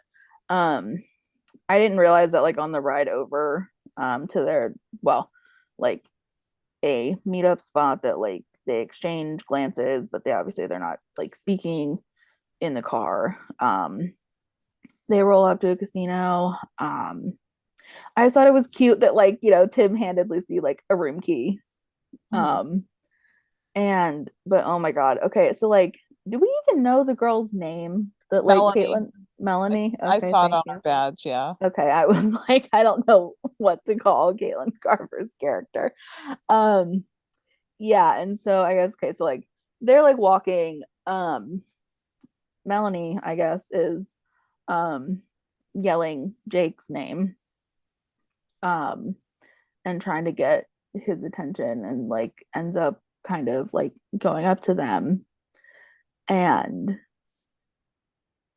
it was funny because like I don't know, I just didn't expect like Tim's like, hey girl, like to be so like chill. Like it was just like perfect for Jake, really.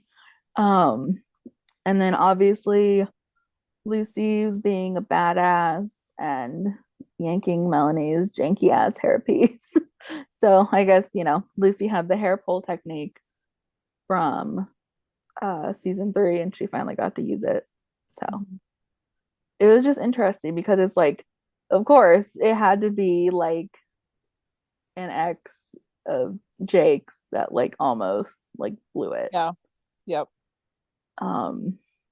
And like you would think, oh, okay, like Lucy had it handled. At least that's what I thought. Like when Lucy like, yanked the girl, because she like kind of like, backed off and was like psycho, like, like she like seemed like she was so done with the situation. Yeah. And so I kind of thought that would be the end of it, honestly. But it was not, as we'll get into in a little bit. But they like the crew like gets nervous though because they're like, okay, you guys need to like, keep a low profile. Like we don't need this, ruined by some random girl. And Jake was like, okay, yeah, we'll be on our best behavior. And Sava's like, screw that. We're gonna go like, play some, and we're gonna see if we can get lucky 3 times in one day. So and then this was the moment where we see like, well, okay, like Jake put his hands on Sava's shoulders, which was cute. So we had that little tiny moment.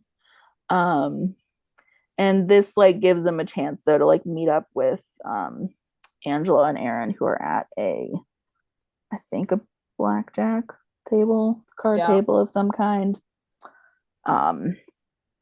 And so like Angela kind of gives them a little bit of like a rundown that like since Leonard's the guy that like knows where everything is in Prepka's operation, but since Chenford doesn't know where Leonard is, they can't make a move until the morning, like when they're going to be like en route to meet him. And Lucy also takes the opportunity to ask like what happened with Rosalind, and Angela mentions, that she had a, psycho lawyer like help her escape. And mom Chen moment when Lucy's like, you need to protect Tamara, and Angela tells her that she's already like at the station. And so Angela's like, well, hopefully, like we can snatch up matters tonight before the bullets start flying. And I don't know if you could tell what it was, but she like gave something to Tim. I couldn't tell what it was. I didn't know because it was like under the table and it was like really, really quick. It was Like a phone. Oh, it was a phone. Okay, that's what I thought, but I was like, hey, what Flip is it? phone. I can't really tell. Flip phone. Okay. So, yeah. And Tim, I thought it was good that like Tim kind of was like, well, I mean, it was good of Angela like check in, be like, hey, we can pull the ripcord if you need to. And then Tim's like, no, she's solid. Like, so that was good. Like he had faith in her. But then I also thought it was just good that like Tim kind of put it out there that their like priority is like saving lives, even if they lose, their one main, guy. And so, yeah, I just thought like they both just like had their game faces on, like had their heads on straight. Well, so far before they get to the actual hotel room. Well, and Tim, I thought it was interesting because he didn't like question her in the plane, but he was like, listen, if we need to cut this, we will. Like, I'll make the call. But then, like, not even like the next scene later, he's sticking up for Lucy and he's like, she's good. Like, we're good. Yeah. We've got this. So I don't know. He knows her. He knows her. She can give him one look and he knows. So, yep. Yeah. Yeah.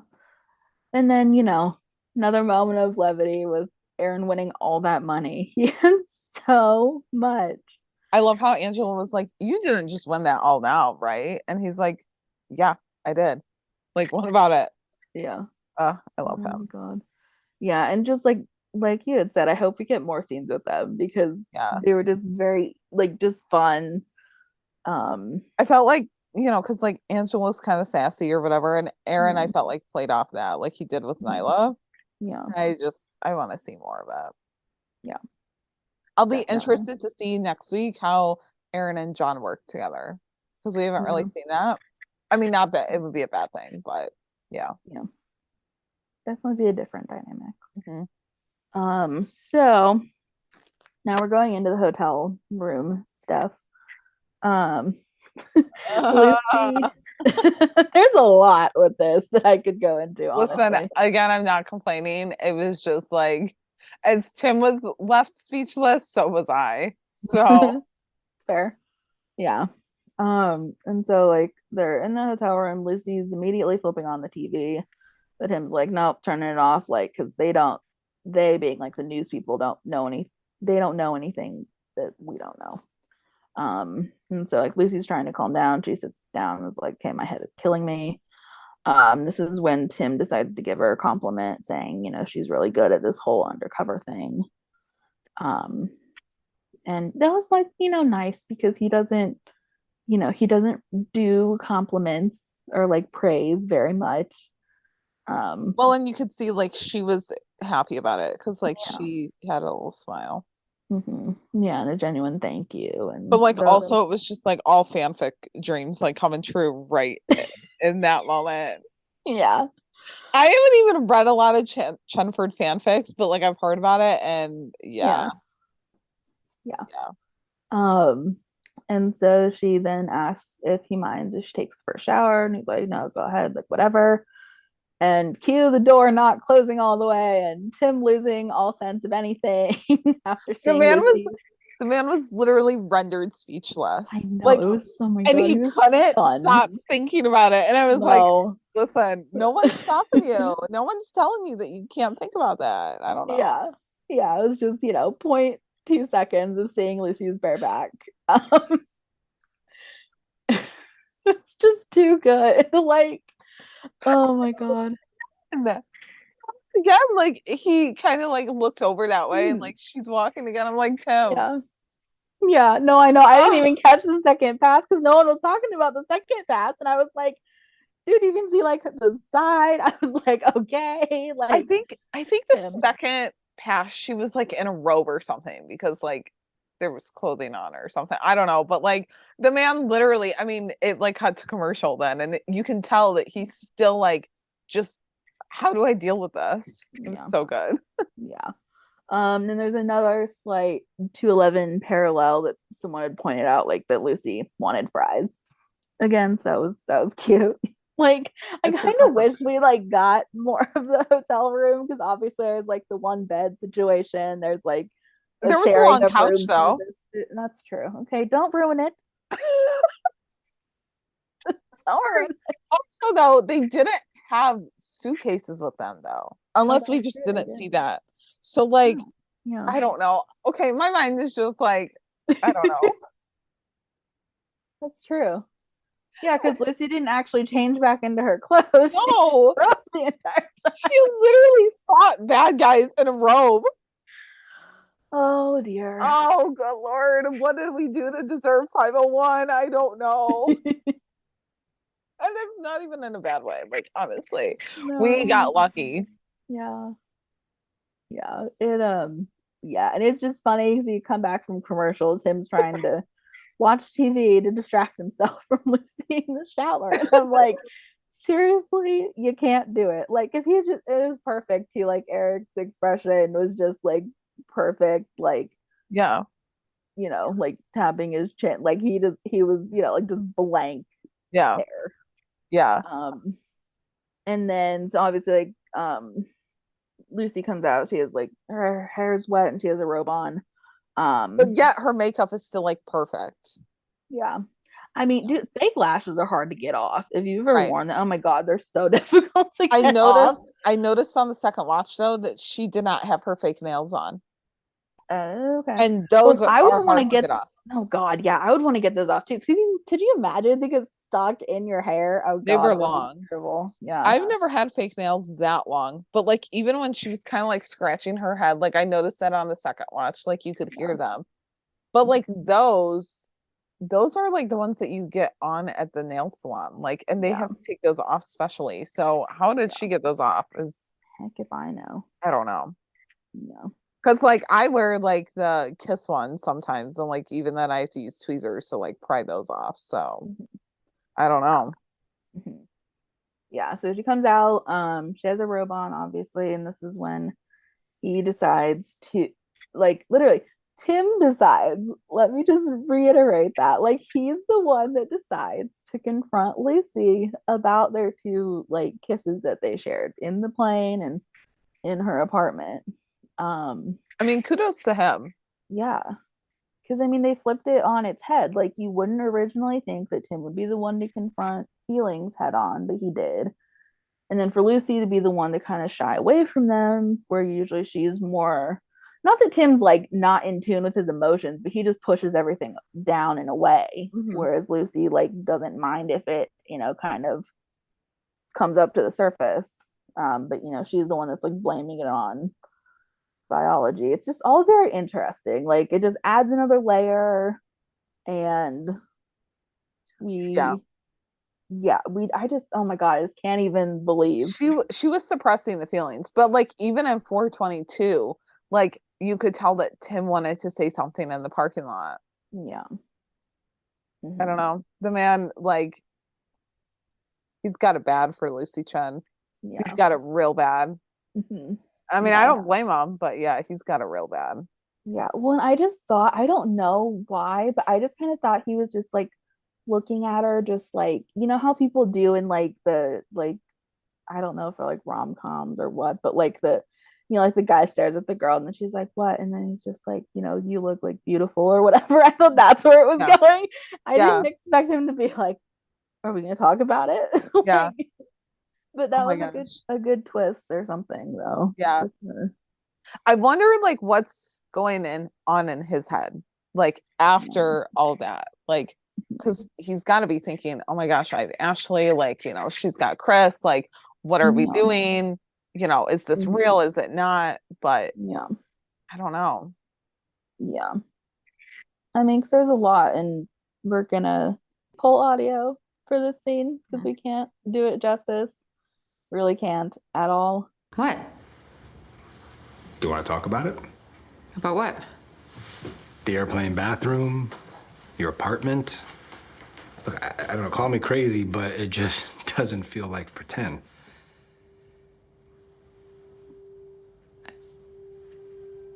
It's an intimate act. I mean, we'd have to be dead inside for it to not trigger something, right? It's basic biology. Okay, so you're saying it's not a big deal? Doesn't mean anything? Right?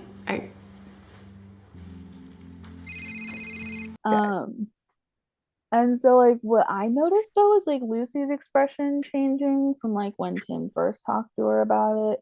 She looked like a little surprised and shocked to like she tried to hide it with the whole, like Psych 101 like explanation and like a small smile. And then like Tim tried to like hide his like slightly raised brows at her, like explaining it away by like, schooling his face like back down into a neutral expression. And I don't know, I just thought it was interesting that she like turned it around on him by like, because he asked her if it's like, it's not a big deal. And she's like, right. Like she didn't say yes or no. So it's not like, answering him like flat out, but she's answering him with a question. I feel like she turned it around maybe because she realized like I have Chris and he's a good guy or whatever. Yeah. And like because she knows like Tim is her superior. Like she's dated Nolan before, was told that like she shouldn't date a cop because of, like the repercussions. And it would only be worse, I would think, if she was dating her boss. Yeah. So, I mean, I could see her like kind of getting a little excited and like happy knowing that like Tim was kind of feeling the same way, but then also her rationalizing it and saying like I literally have to push down any feelings that I could possibly have because he is my boss. Like it's not like he's just a coworker, he's my boss. Mm-hmm. So yeah, crazy times over here. Mm-hmm. Yeah. So they're interrupted by a phone call. It's Angela. So like Tim answers and she's like, okay, we have a location on Madras. And they're mobilizing, I guess, with LV. Wow, sorry. LVPD is Las Vegas PD. Wow. Okay, I'm with it. Yeah.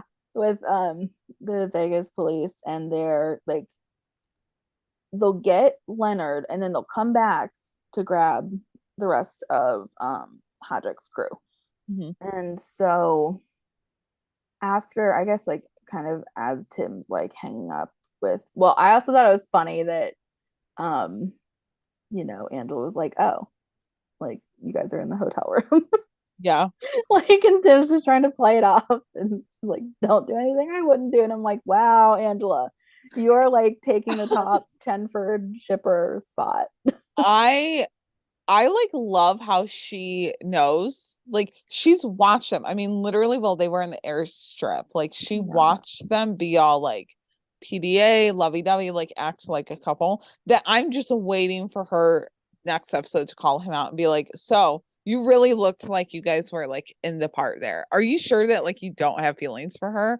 Like I'm just give it to me. Because she is going to be the one that calls them out. I mean, if it's not her, it's going to be Tamara, but I think it's going to be Angela. Yeah. More so. Yeah. But honestly, though, like props go to Makia on Twitter last night, though, for being like the biggest like Chenford like Twitter fan. Yeah. She was the best. Oh my God. I mean, even in her soundbite, like for the rookie press, she was like, Chenford, I mean, come on, like just get together. Yeah. Like, it was too funny because like that was the first like one of her first tweets was like OMG Chenford, and it's like yes, she is one of us. I love how the cast ships it because didn't Richard say something about Chenford? Oh yeah. Richard's Chenford fan too. Like just everyone, even Nathan knows that. I mean, like Chenford's the thing. Okay, like literally in all of the promo, especially in the rookie ships video, like they were naming like Nolan and Bailey, like Nyla and James, but yet when they named Chenford, it was just Chenford. Like they didn't even say Lopez for the ship name. It was Wesley and Lopez. Yeah. I was like, that's it. Chenford, they know that's Well, they took the top spot for like what to know about the rookie season 5, and it's like heck yeah they did. I was kind of surprised. I thought for sure it would be like Nolan. Yeah, I know, I was too. They're like, what's number 1? It's like Chenford with a bunch of exclamation points. Whoever was running the rookie social media account this week, I mean, literally props to them, but also I was like, okay, can you like chill on the promo content? Because at this point, we're gonna know the entire episode. It's just all gonna be out of order. Mhm. But like, I think it was she had tweeted it and she was like, now is the time where I would like the Nolan social media intern to come back. I must have missed that one. Oh my god, that's And too I was funny. like, no, but like some kind of Nolan content would be like good. I was like having a whiplash from all of the social media content. I was like, I love it, but also like what else could come out? I don't know. It was a lot. Yeah. Um, I mean, it was good, but yeah. mhm. Yeah. And so like, oh my god, this is just funny. I think someone else on Twitter had like pointed it out that like Tim like had kind of looked in Lucy's direction after she was like, okay, I'm gonna go blow dry my hair, else it's gonna be, crazy. And just like, I don't know, he just like couldn't stop like just, looking at her, looking after her, like just I oh my literally God. can't. He's just so in love with her. Also, I feel like Lucy was like the queen of oversharing in this episode. Like she didn't have to say Yes. that like her hair was gonna be crazy in the morning, like if she No. didn't blow dry it. And like the whole like thong comment, and then I feel like something else too. Like Oh yeah, no, I yeah, don't the know, like in next, the plane, I was yeah, like, okay, Lucy, like chill. yeah, Okay. But like also don't. Like he just yeah. word was vomiting. Yeah, it was so fun. Oh my god, it was just so funny. Something else that was absolutely hysterical to me though, and I don't know again if this is just like I don't know because it's almost like a signature Tim expression of like the looking up and like rolling his eyes. I don't know if that's just like a thing that like Eric decided that like that was gonna be it or Yeah. what. But it was so funny when because like there's not gonna knock at the door.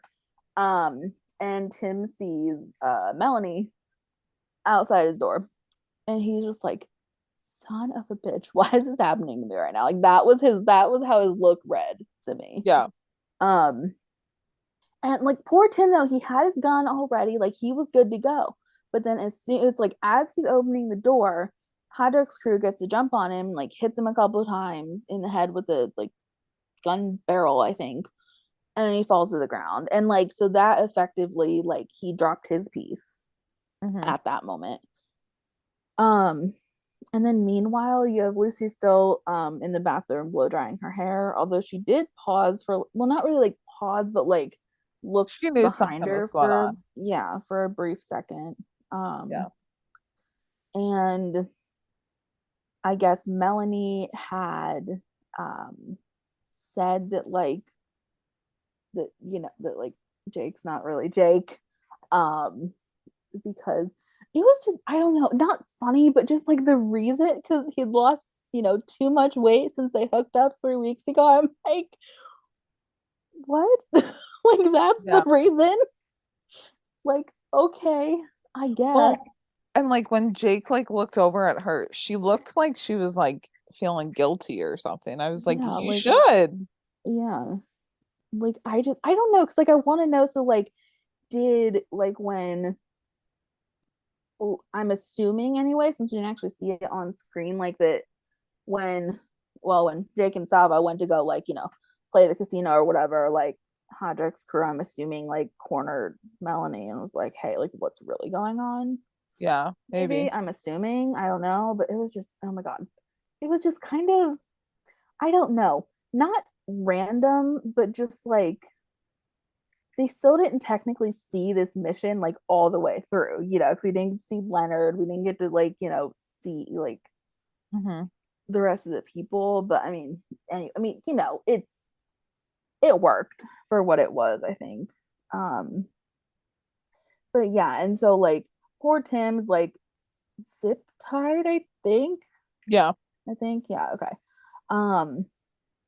And so Lucy's instincts must have kicked in because the I don't even know what I think like one of the guys was like, hey, you have to go like, go get her or kill her next. And then so Lucy had left the blow dryer on the counter, like left it running as sort of a distraction before getting the jump on the guy, taking him down like the boss bitch she is. Like she had it handled. But this was, like obviously like pure Lucy Chen, badassery. Like, Sava's like sassy and apparently can, do a hair pull if she needs to, but like Lucy Chen, can take down criminals In in a a few robe. short moves. Yeah. In a robe, yes. In a robe, no less. I'm just gonna, I don't know, stop tonight or something. So, oh my God. It was like, yeah, it was interesting. You could kind of tell that Tim was a little worried for her though, just like given everything and like that he couldn't like help her, because he had like a gun pointed at him. He's, zip tied. It's like whatever. Just as things were looking a little grim for Tim, I honestly didn't mean for that to rhyme. It's just how I wrote it. Lucy, like, okay, so she like takes down the one guy that's like by the bathroom and then shoots the one by the hotel room door in like the shoulder or something, which like allows for Tim to use his feet to like knock him to the ground. And then he punches the one guy square in the face with his feet. So like Yep. the two of them just like, teamwork makes the dream work. Like, I don't know. Yes. I mean, they just, they got it. And Lucy no filter Chen strikes again when she's like, I just showed that guy the entire world just now. And poor Tim is still on the ground, like he's off of his side, like on his back or whatever. And he's like, his expression, oh my God, just like if he were to actually say something, he'd probably be like, God, what the fuck did I do? Like, what did I do to like, deserve hearing this?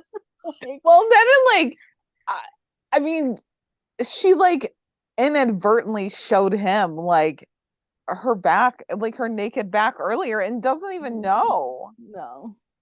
I don't know. Like for No. me, I don't know. I'm not one that likes to like have the door like completely shut, like, because the steam or whatever. But like I would have at least checked that, especially when you're like in a hotel room with someone that is not your significant other or like family No. member. Well, I thought that's what Like, she was coming around the second time or whatever to like shut yeah. it. And I was like, oh, girl's like still in in the middle of things. All right, that's fine. I mean, I get it, like having a little cracked again because the steam, like you want airflow or whatever. But like even then, I'm sure that it's a big enough bathroom. Like, oh my God, I was just like, Lucy, how did you not check that? Yeah. But it's what fanfic dreams are made of. Right. So It's you go. literally what all Chenford fans like were wanting, but didn't even know that we wanted. Yeah. Yeah. And so obviously, like, and Lucy's like, are you okay? And he's like, yeah, I'll live. And so like I that was even noticed the worst I of noticed it. like his head go back when she was like, I just showed him like the entire world or whatever. Oh yeah, and he was just like looking up at the ceiling. He's like, And he just kind of what? like nodded. Yeah. He's And like, I was like, this man is down so bad. yeah, I thought when they knocked him down to the ground, like they punched him or something. yeah. Yeah. But It was, it was yeah, good. it was just crazy. It was crazy, and it was, it was just so. Oh my God, just Eric Winter deserves all the awards for his like meme-worthy expressions. Oh my God, it's just so funny. It just, oh my God, it's so funny to me. So that was kind of, I guess, like as Chenford says in the apartment, like scene that's next, like they haven't been debriefed yet, so they're still undercover, but it's like, it's like they're mostly like back to being like them. Like they're not in character anymore. They're just like talking as themselves, just kind of, being somewhat normal. So it was nice to see like Tim walking Lucy back to the apartment. They're like, can't wait to get out of these clothes. And Lucy mentions how she won't miss that hairstyle. It was so cute that Tim was like, I kind of like yours. I was like, oh, like that was so cute. Like it's like his way of like being flirty and like, but it's not too much. It's not, like pushing the It's enough for envelope. Tim Bradford.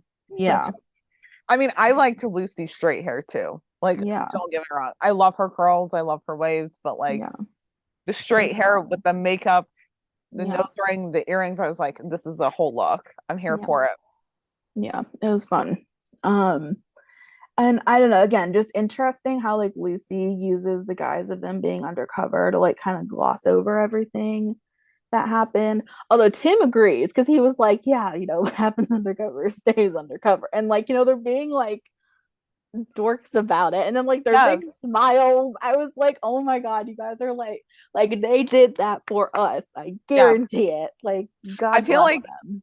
the body language and like the way that they portray those lines were definitely more like Melissa and Eric than like Yeah. script written. Yeah. Yeah. Like I Because just, oh my God. at that point Really they'd good. already like given Chenford fans pretty much what we wanted. And Yeah. then I feel like Melissa and Eric were probably just like, let's just play with them more. Like, let's just Yeah. have more fun with it. Yeah. But Eric and a lot of his cameos was like season 5, like episode 1. You're not gonna want to miss it. We delivered or whatever. Like it's like crazy. He did Yeah. not troll us. He did not lie to us. Nope. That was crazy. Yep. It was I mean, absolutely crazy. not saying that I never believed him, but like I believe it now. Oh, okay. And then I don't Q know. My brain is just like Chenford, Chenford, Chenford, Chenford, Chenford.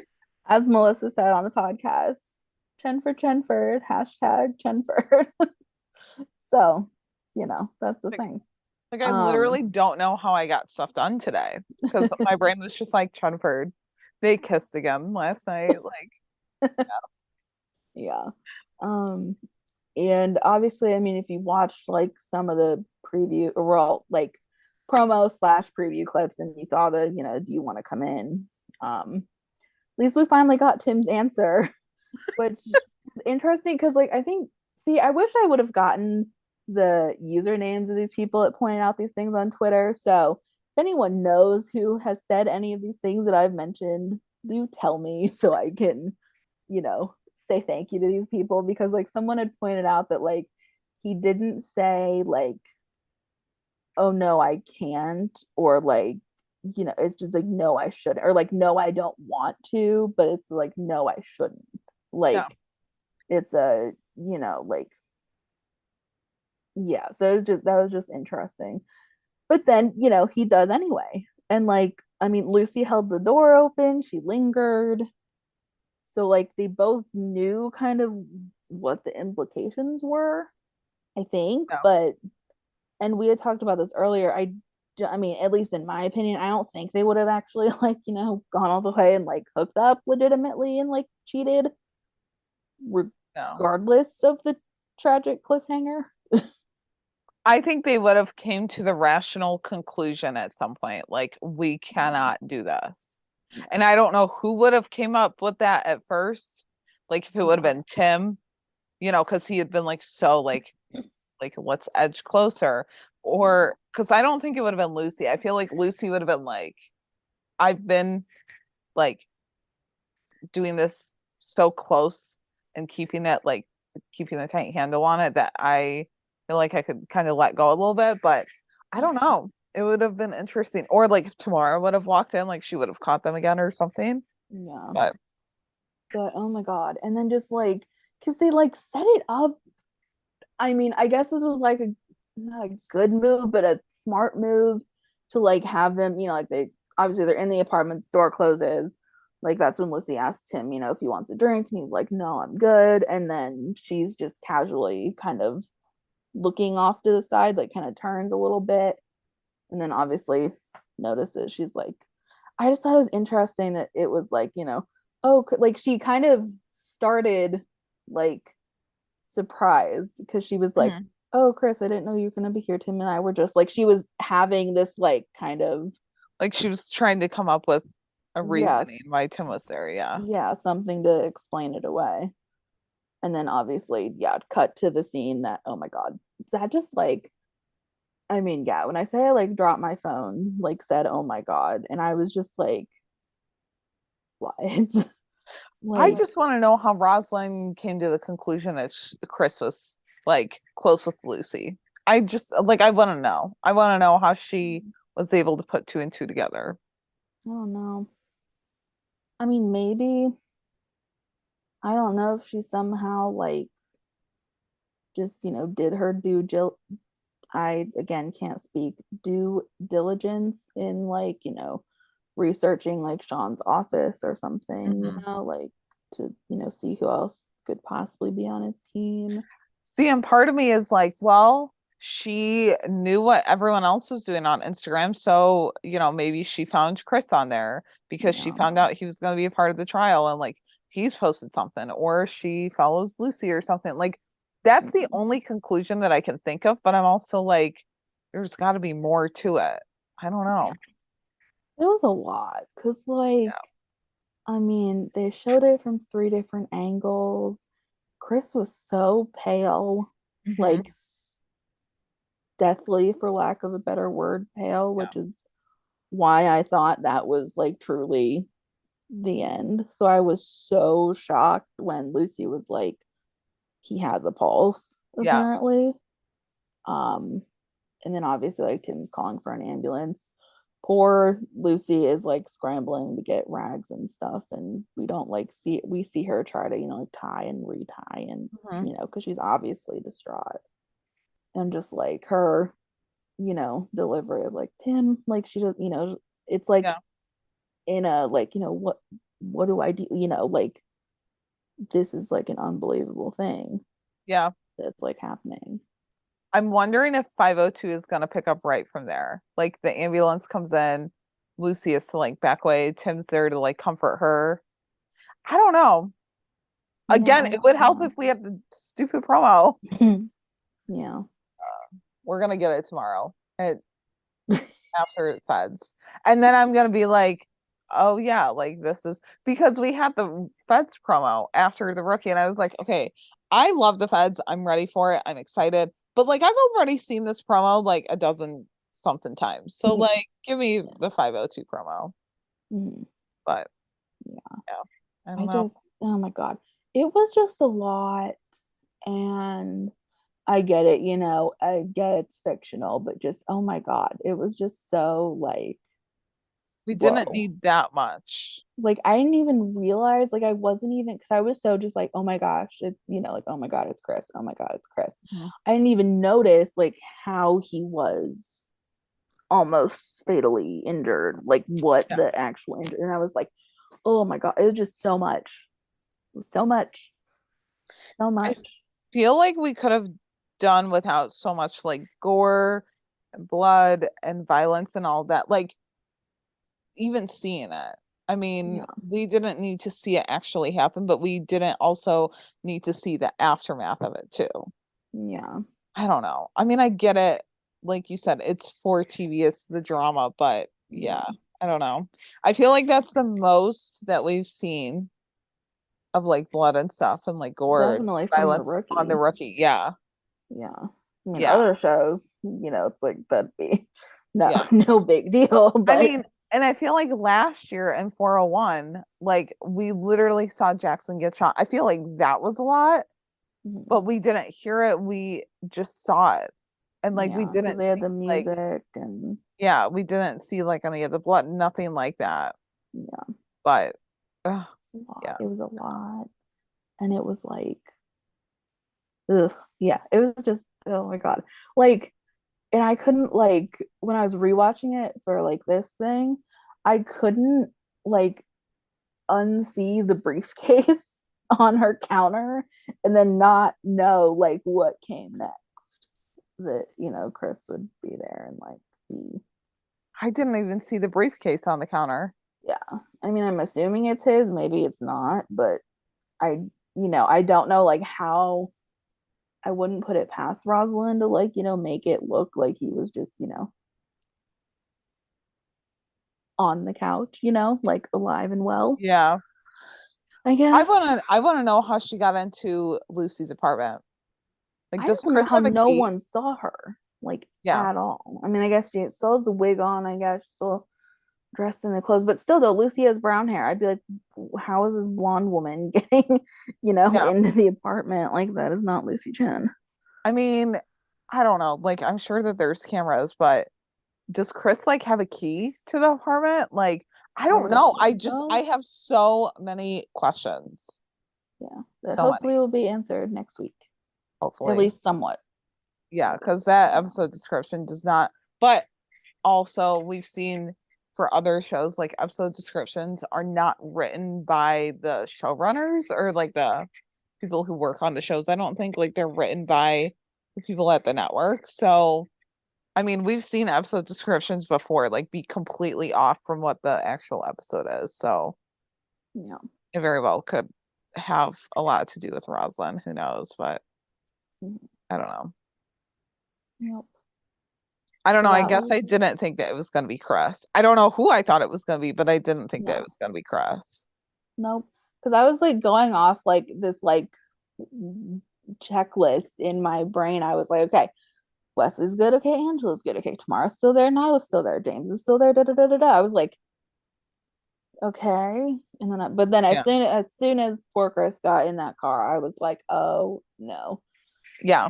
Well, Which I when they, believe is what I tweeted like 50 times in one yeah, thing on the Shop Talk account because I didn't know what else to say. Because I was just like, oh no, this it's not good. when they had shown the scene of Del Monte and Chris, I was like, something's going to happen to one of them because they wouldn't throw in this scene if nothing was going to happen. Right. So, yeah.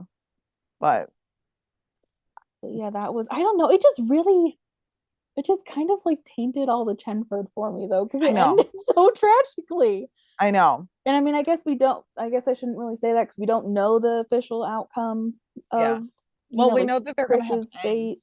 Yeah. I know it's going to be angst, but like, good God, I didn't need it to be preceded by almost dying. So like, okay, I was thinking about this last night and today. It was like, okay, these two storylines almost could have been better served in their own separate episodes. Like they were big enough to where they could have given us the like first episode to be Chenford, wrap up that undercover storyline, and then the second episode be this Rosalind stuff. Because even after all this Chenford undercover, it could still be like a lingering like Chenford, will they, won't they? And then like lead into the Rosalind stuff. I understand why they put it together and like after watching everything, of course, but like it could have definitely been better separately because even with all the Rosalind stuff, I was like, I know that Chenford is in this episode, like give them to me. But yet I was also like, I want to know more about this Rosalind. Like it was just, I don't know. I felt like Chenford didn't get enough screen time. But I also feel like the Rosalind stuff could have been its own episode. Yeah. I mean, I thought it was like they did a fairly good job of like equal screen time. My whole thing is like, oh shoot, I just lost it. I had a thought and then I lost it. Something, gosh darn it, I don't know. I had, I guess, naively thought that there was going to be a trial, like they were actually going to show the trial. Mm-hmm. But they did not, obviously. And so then like, well, no, because she called John and was like, hey, we're refueling. I just wouldn't believe that she would actually leave. No. Like that's what I'm not buying yet. She's coming back. She's got to be. She has to be. And we saw a cameo of Eric in what's assumed to be a hospital gown. So I don't know. I've seen some theories of like Bailey gets hurt and then like Tim has to go save her. But like I don't know, that to me doesn't totally make sense. Well, in the preview, like for the, here's what's coming up on the rookie type thing, I swear to God, it was Bailey falling down a hole. Which was like the same thing that like Eric was being lowered down into or whatever in that behind the scenes video. But I don't know. Maybe I'm completely wrong. Don't know. I wish that we had the 502 promo. I'm manifesting that. And I know that it's going to come tomorrow because all of the new content comes the day that we release this podcast. I don't know. I mean, I do think that the storylines had equal screen time for sure. And I think that they were both riveting and left us all on the edge of our seats. But I could see it being split. 501 should have been like Chenford undercover wrapping up that story. And then 502, was the Rosalind stuff. And then they could have even had the trial if that was going to be the case. but I understand again why they put the two together, because it did tie together. Yeah. And I understand having Nolan deal with Rosalind, because I mean, Lucy did indirectly, like she was with Caleb more so, like she dealt with him more.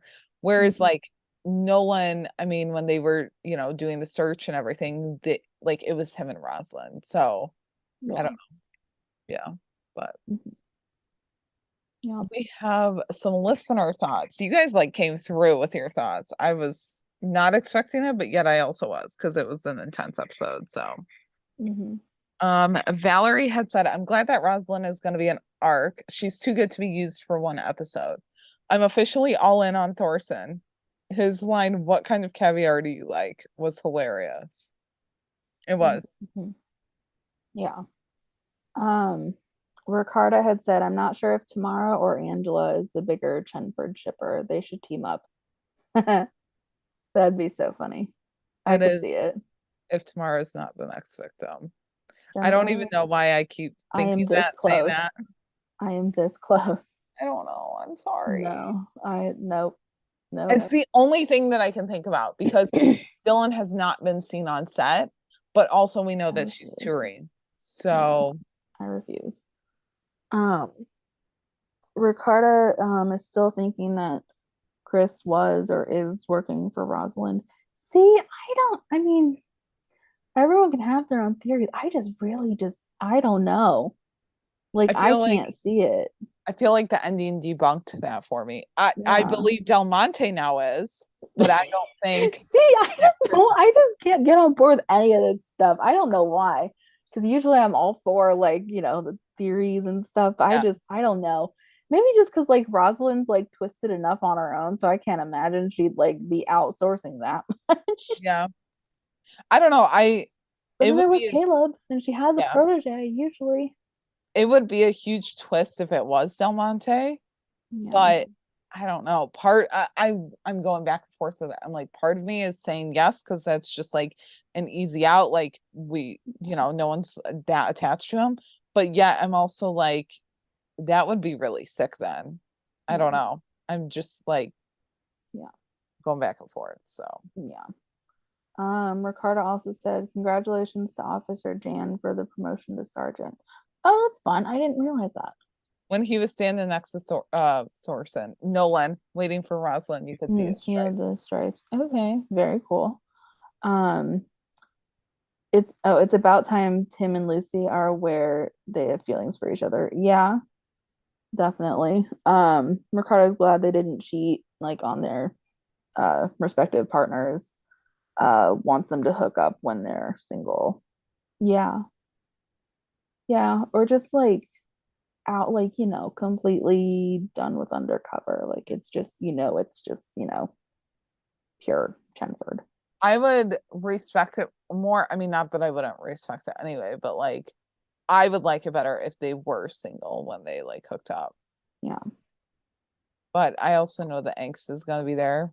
So yeah, pining angst. Which I'm all here for Tim Bradford pining. I really am. Because we've kind of seen Lucy do that in ways, like, I don't know, even when like he was with Rachel and stuff. So let's have that for the opposite now, like Tim Bradford's pining. And then lastly, there should be an LAPD TV commercial with the slogan, "Make out, stop crime," said by Tamara, but starring Chenford. Yes. That's funny. Yeah, because she's like, that tracks.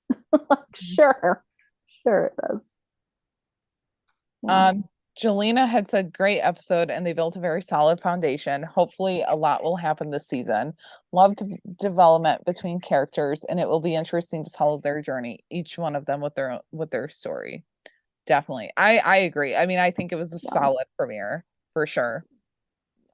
We got to see a little bit of Nyla and James, like, with their baby, or her still being pregnant.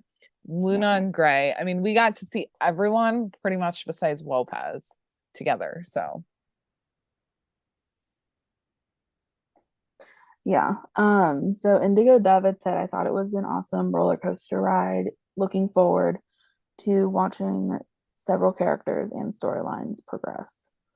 A moment they really loved was when Nolan said he wants to be a TO, and Gray like shook his hand and said that he knew it. Nolan's a genuinely good guy.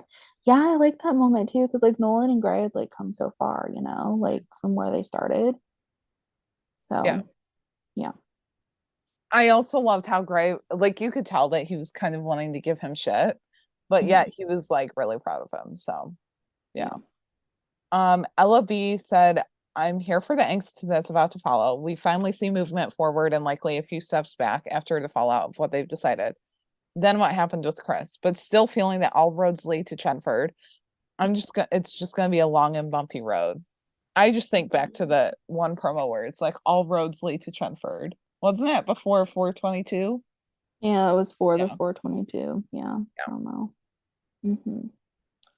Yep. Jennifer D said the hotel talk was my favorite. I can't understand why Lucy would deflect it to just be basic biology and nothing more.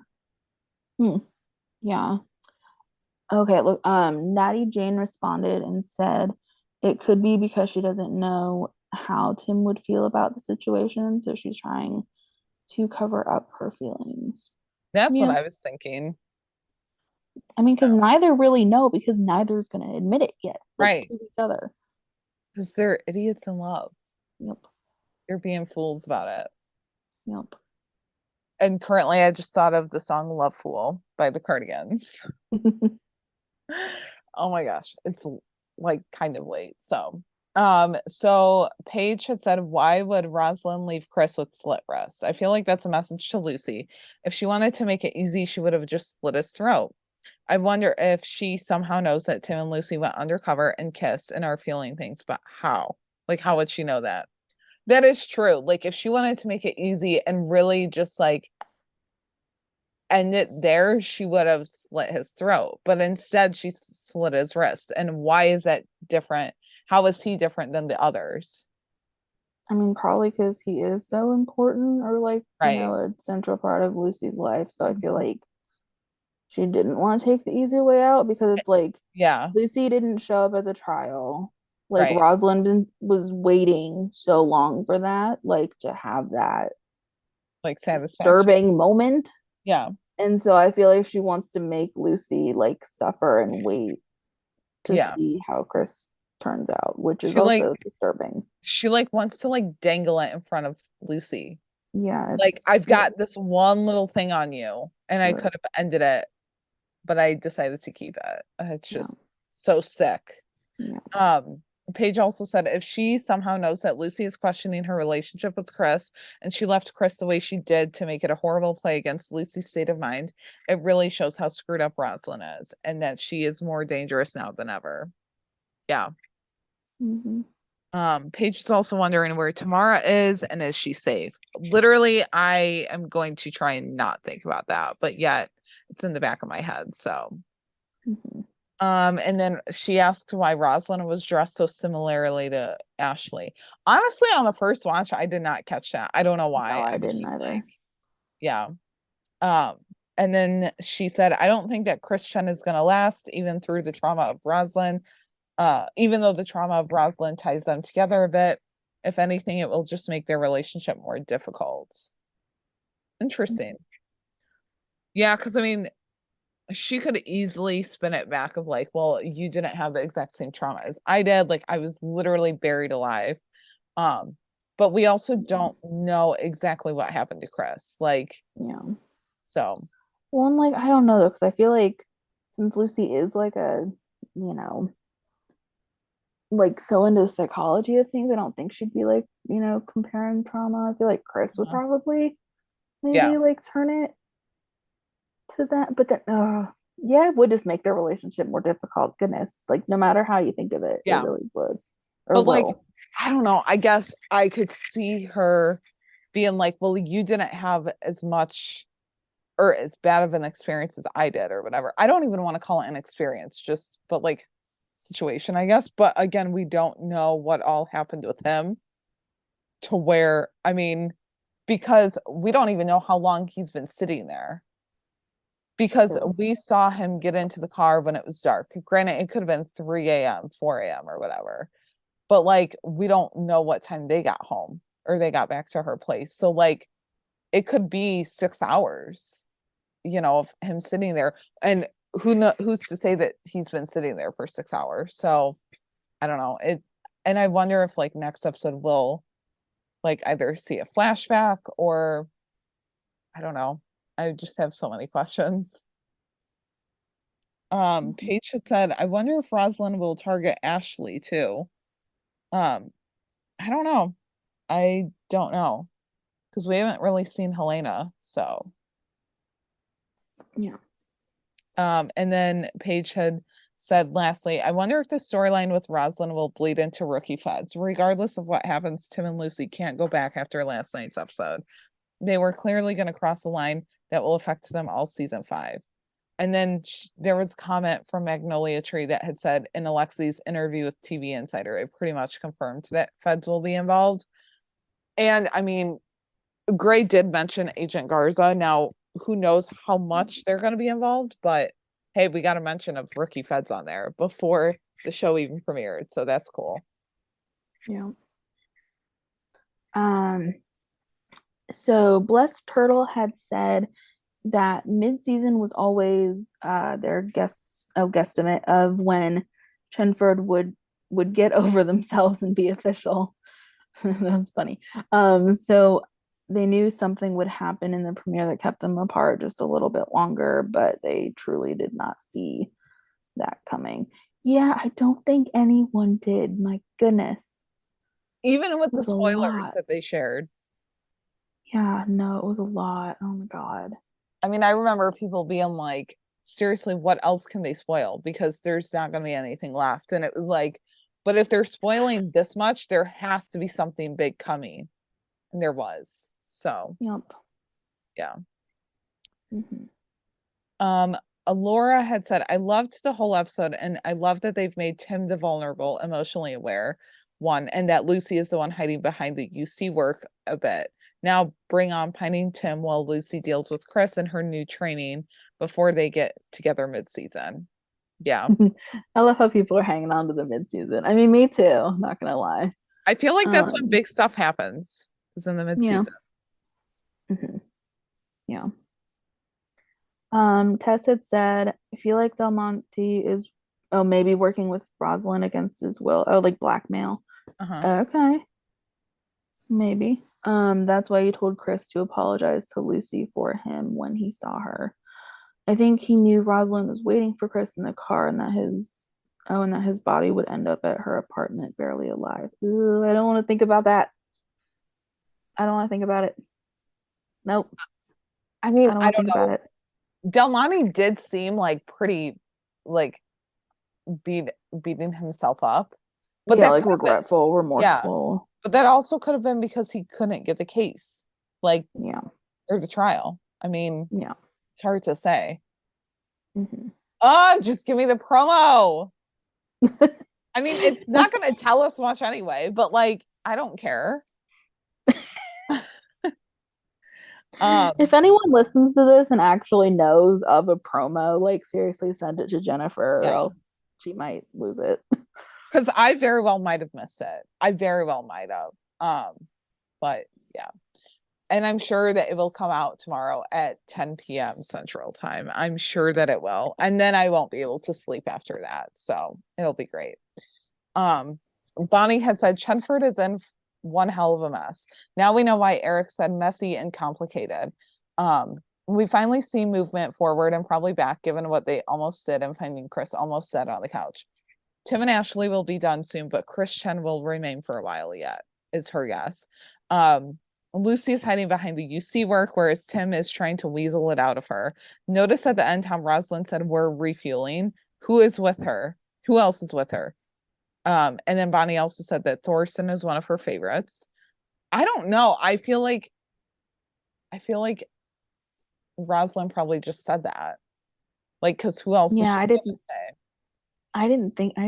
think of it much. But also, I wouldn't be surprised if she like took someone else. So yeah, I don't know. And then she asked, why is Rosalind dressed as Ashley? Everyone pointed that out, and I Don't know. That went right over my head. I mean, I mean, like right over my head. I don't think like even if she saw a picture of Ashley, I don't think that she would be like, oh, let me just dress like her. Because then like why didn't she dress like Bailey? You know? Yeah, I that's don't a know. very good point, especially because she loves to mess with John. Yeah.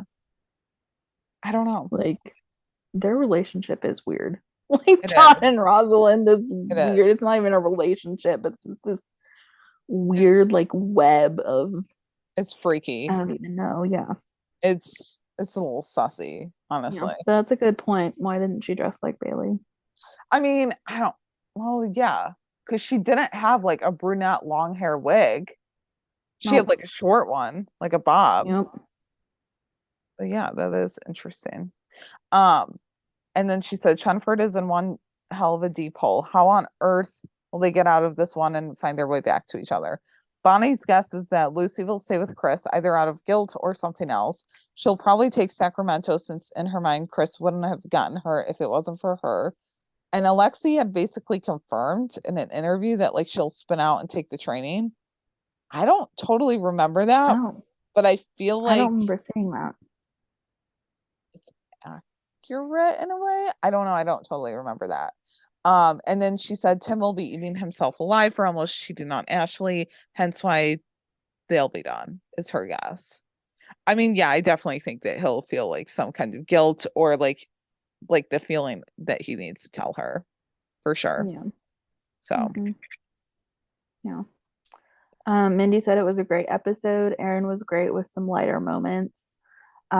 She wished that there could have, or yeah, that there could have been some actual Lopez moments, but that little bit of Nyla and James was nice. Yeah. Although we did get Wesley saying, like, let's go find my wife. Like, we all yeah, know he's talking about Angela Lopez. So that was cute. yeah. But yeah, I mean, that little bit of Nyla and James was really nice. And like, I had missed seeing them for sure. But Mindy did love the small insights into Wesley's background. And Yes. there were a lot of, oh, the following. Okay. Yeah, that was that show with Kevin Bacon, I want to say. Was Annie in Like it? the, Annie I, Wershman? I think so. Although I feel like I know someone from the Rookie is in it. I just can't remember now. But I guess there are a lot of the following parallels. Like some of the deaths were similar and how Rosalind got away was similar, and even like the music in some of the scenes were similar as well.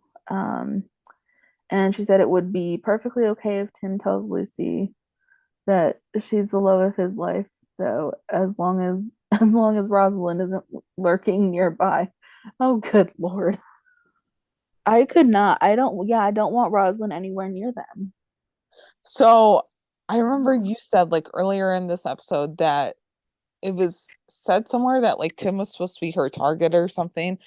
I could Yeah. see that because in season 3, right? Or was it season 4? Whenever Rosalind came back and she was like, oh, look at like the protector is here. Like Yeah, it was 301. she, Yeah. I don't know, she can sense that between Chenford. Like she can sense that Yeah. there's something there. So I could definitely see her wanting to take Tim. Oh my God. I just thought. Oh, I literally thought you found the 502 promo or No, something, and I was like, no, dear God. no. I don't even know if I want to say it, but it makes me feel better about tomorrow, maybe. Is it gonna make me hate you? It's probably gonna make me hate you. Um, what if Rosalind is waiting back at Tim's place? I don't know, like hiding in the bushes or something, or somehow she got into his alarm system and she kidnaps him because she knows that that's going to hurt Lucy just as much as like hurting Chris. And that's how he ends up in that hospital gown. No, Because we don't know, no, like, because we no. don't know how much time is in between Lucy and Tim calling the ambulance and finding Chris versus No. Rosalind, calling John. Like, we don't know. And No. Rosalind was like, check on Lucy. Like, No, no, you're done with me. no. I mean, yes, but no, I I mean, refuse. You know what? I would honestly feel better about, tomorrow, like not being in danger. No. But Nope. we see, I would feel we better, see but Eric and nope. possibly a hospital gown. Nope. I don't know. Nope. I just thought of that. Nope. Honestly, I would feel better about that than I think I would Nope. about tomorrow. I don't know. I'm just, oh my God. Nope. Well, and like, Anyway. what if Lucy doesn't know about it because she's in Sacramento? Oh, Jesus Christ. Oh my God. I'm just gonna shut up now. Calm yourself. You're killing me. You're killing me. I'm sorry. This is what happens when I just think about things and So like. see, but then that means that like Chris has to be okay then, if like, because Lucy's not gonna leave him if he's almost, dying and then in the hospital. No, I think Chris is it's fine. like, I think Chris is fine I don't know. because we've gotten quite a bit of behind the scenes with him, like content That's of true. him. That I'm like, he's fine. Like I'm not even worried about him. I'm worried about like who else Rosalind could go after. And now I think it's freaking. I don't like. I don't know. No. I don't know. I'm so sorry. No. But I mean, it would make sense. Rosalind's out to get people that are close to Lucy. All right, No. let's move on. Oh wait, I can't. I was gonna say it's you. You get to talk more and hurt me with your words. oh my God, no. Okay. Puds82 had said it was quite a roller coaster. With all the content that we got beforehand, I was a bit worried that it would be rushed, but it was a phenomenal episode. I'll be rewatching it often. Literally same. And it's like I said, it's not just because of the Chenford stuff. I mean, it was just a good episode. So yeah. Mm-hmm. And Janine had said, we're going to have Chenford angst. She thinks that Lucy will blame herself for Chris and like convince herself that like what she was going to do with Tim was like wrong, like undercover or not, and so like that will like drive a wedge in between them. And then also with Angela being kind of semi-aware of his feelings, she thinks that Tim will get an earful from her about that. And then Janine said also someone is feeding information to Rosalind, and I really think it was Del Monte. Yeah. Apparently you are not the only one, Janine. Yeah. I mean, we yeah. definitely did not think about that, but yeah. No. Yeah, because she thinks Rosalind probably has something on him, and that's how he's going to like get, caught, found out, get to gone. I mean, we didn't learn about him that much in season 2. Like one of like Del Monte's wife or whatever, partner, girlfriend, whatever, could have been one of Rosalind's victims or like a family member or something. I mean, we don't know. Yeah. So yeah. Well, I think that's it though on 501. I don't know. Do we have any more thoughts? You don't want to hear any more from me. You better. Yeah, no, I don't want to hear any more thoughts. If you have any more, I'm not saying another word. If I have any more, I'm basically supposed to scream into the void, is what you're saying. Yeah, that is what I'm saying. Because I have none. I have no more. Okay. It was just a lot. What? Again, wish there was a warning, just a little bit, but Yeah. Like I said, I kind of wish that it was split up into 2, but yet it also made for a really strong premiere. So yeah. Yep. Anyway, you guys can find us on Twitter at the Shop Talk Pod _ or email us at shoptalktherookiepodcast@gmail.com with all of your thoughts. You can find us individually on Twitter as well. I'm at jstark804. And I'm at Kara Hammond. And if you liked this podcast and Shop Talk, which we really hope you do, you can leave us a rating and review. It would really help out the podcast and just help others find us. And make sure that you check out our TeePublic store too if you want some rookie merch. They're having sales all the time. We're going to be putting up some new merch. So keep keep an eye out for discounted merch. We'll even be dropping some for the rookie feds, so that'll be cool. Yeah. And if you saw Melissa's Instagram post, it had one of the Yes. designs, which was cool. It was the, Yes. you know, I didn't choose the Chenford life. The Chenford life chose me. From So. our talented friend and designer at Cuz Our Sis Epic on Twitter. And next week you'll be hearing from us twice. Once for like our recap of 502 and 101 of Feds. But then we'll also be on another podcast called Streaming with Sam. And we'll just be talking about The Rookie and other shows that we're watching. So we'll definitely be sharing that episode when it drops. I believe it's going out next week, but it could be like later in the week or something. So be sure to listen to that episode. And next week we'll be back with a 502 recap and then 101 of the Rookie Feds. So bye everyone. Bye guys. Go get him, boo.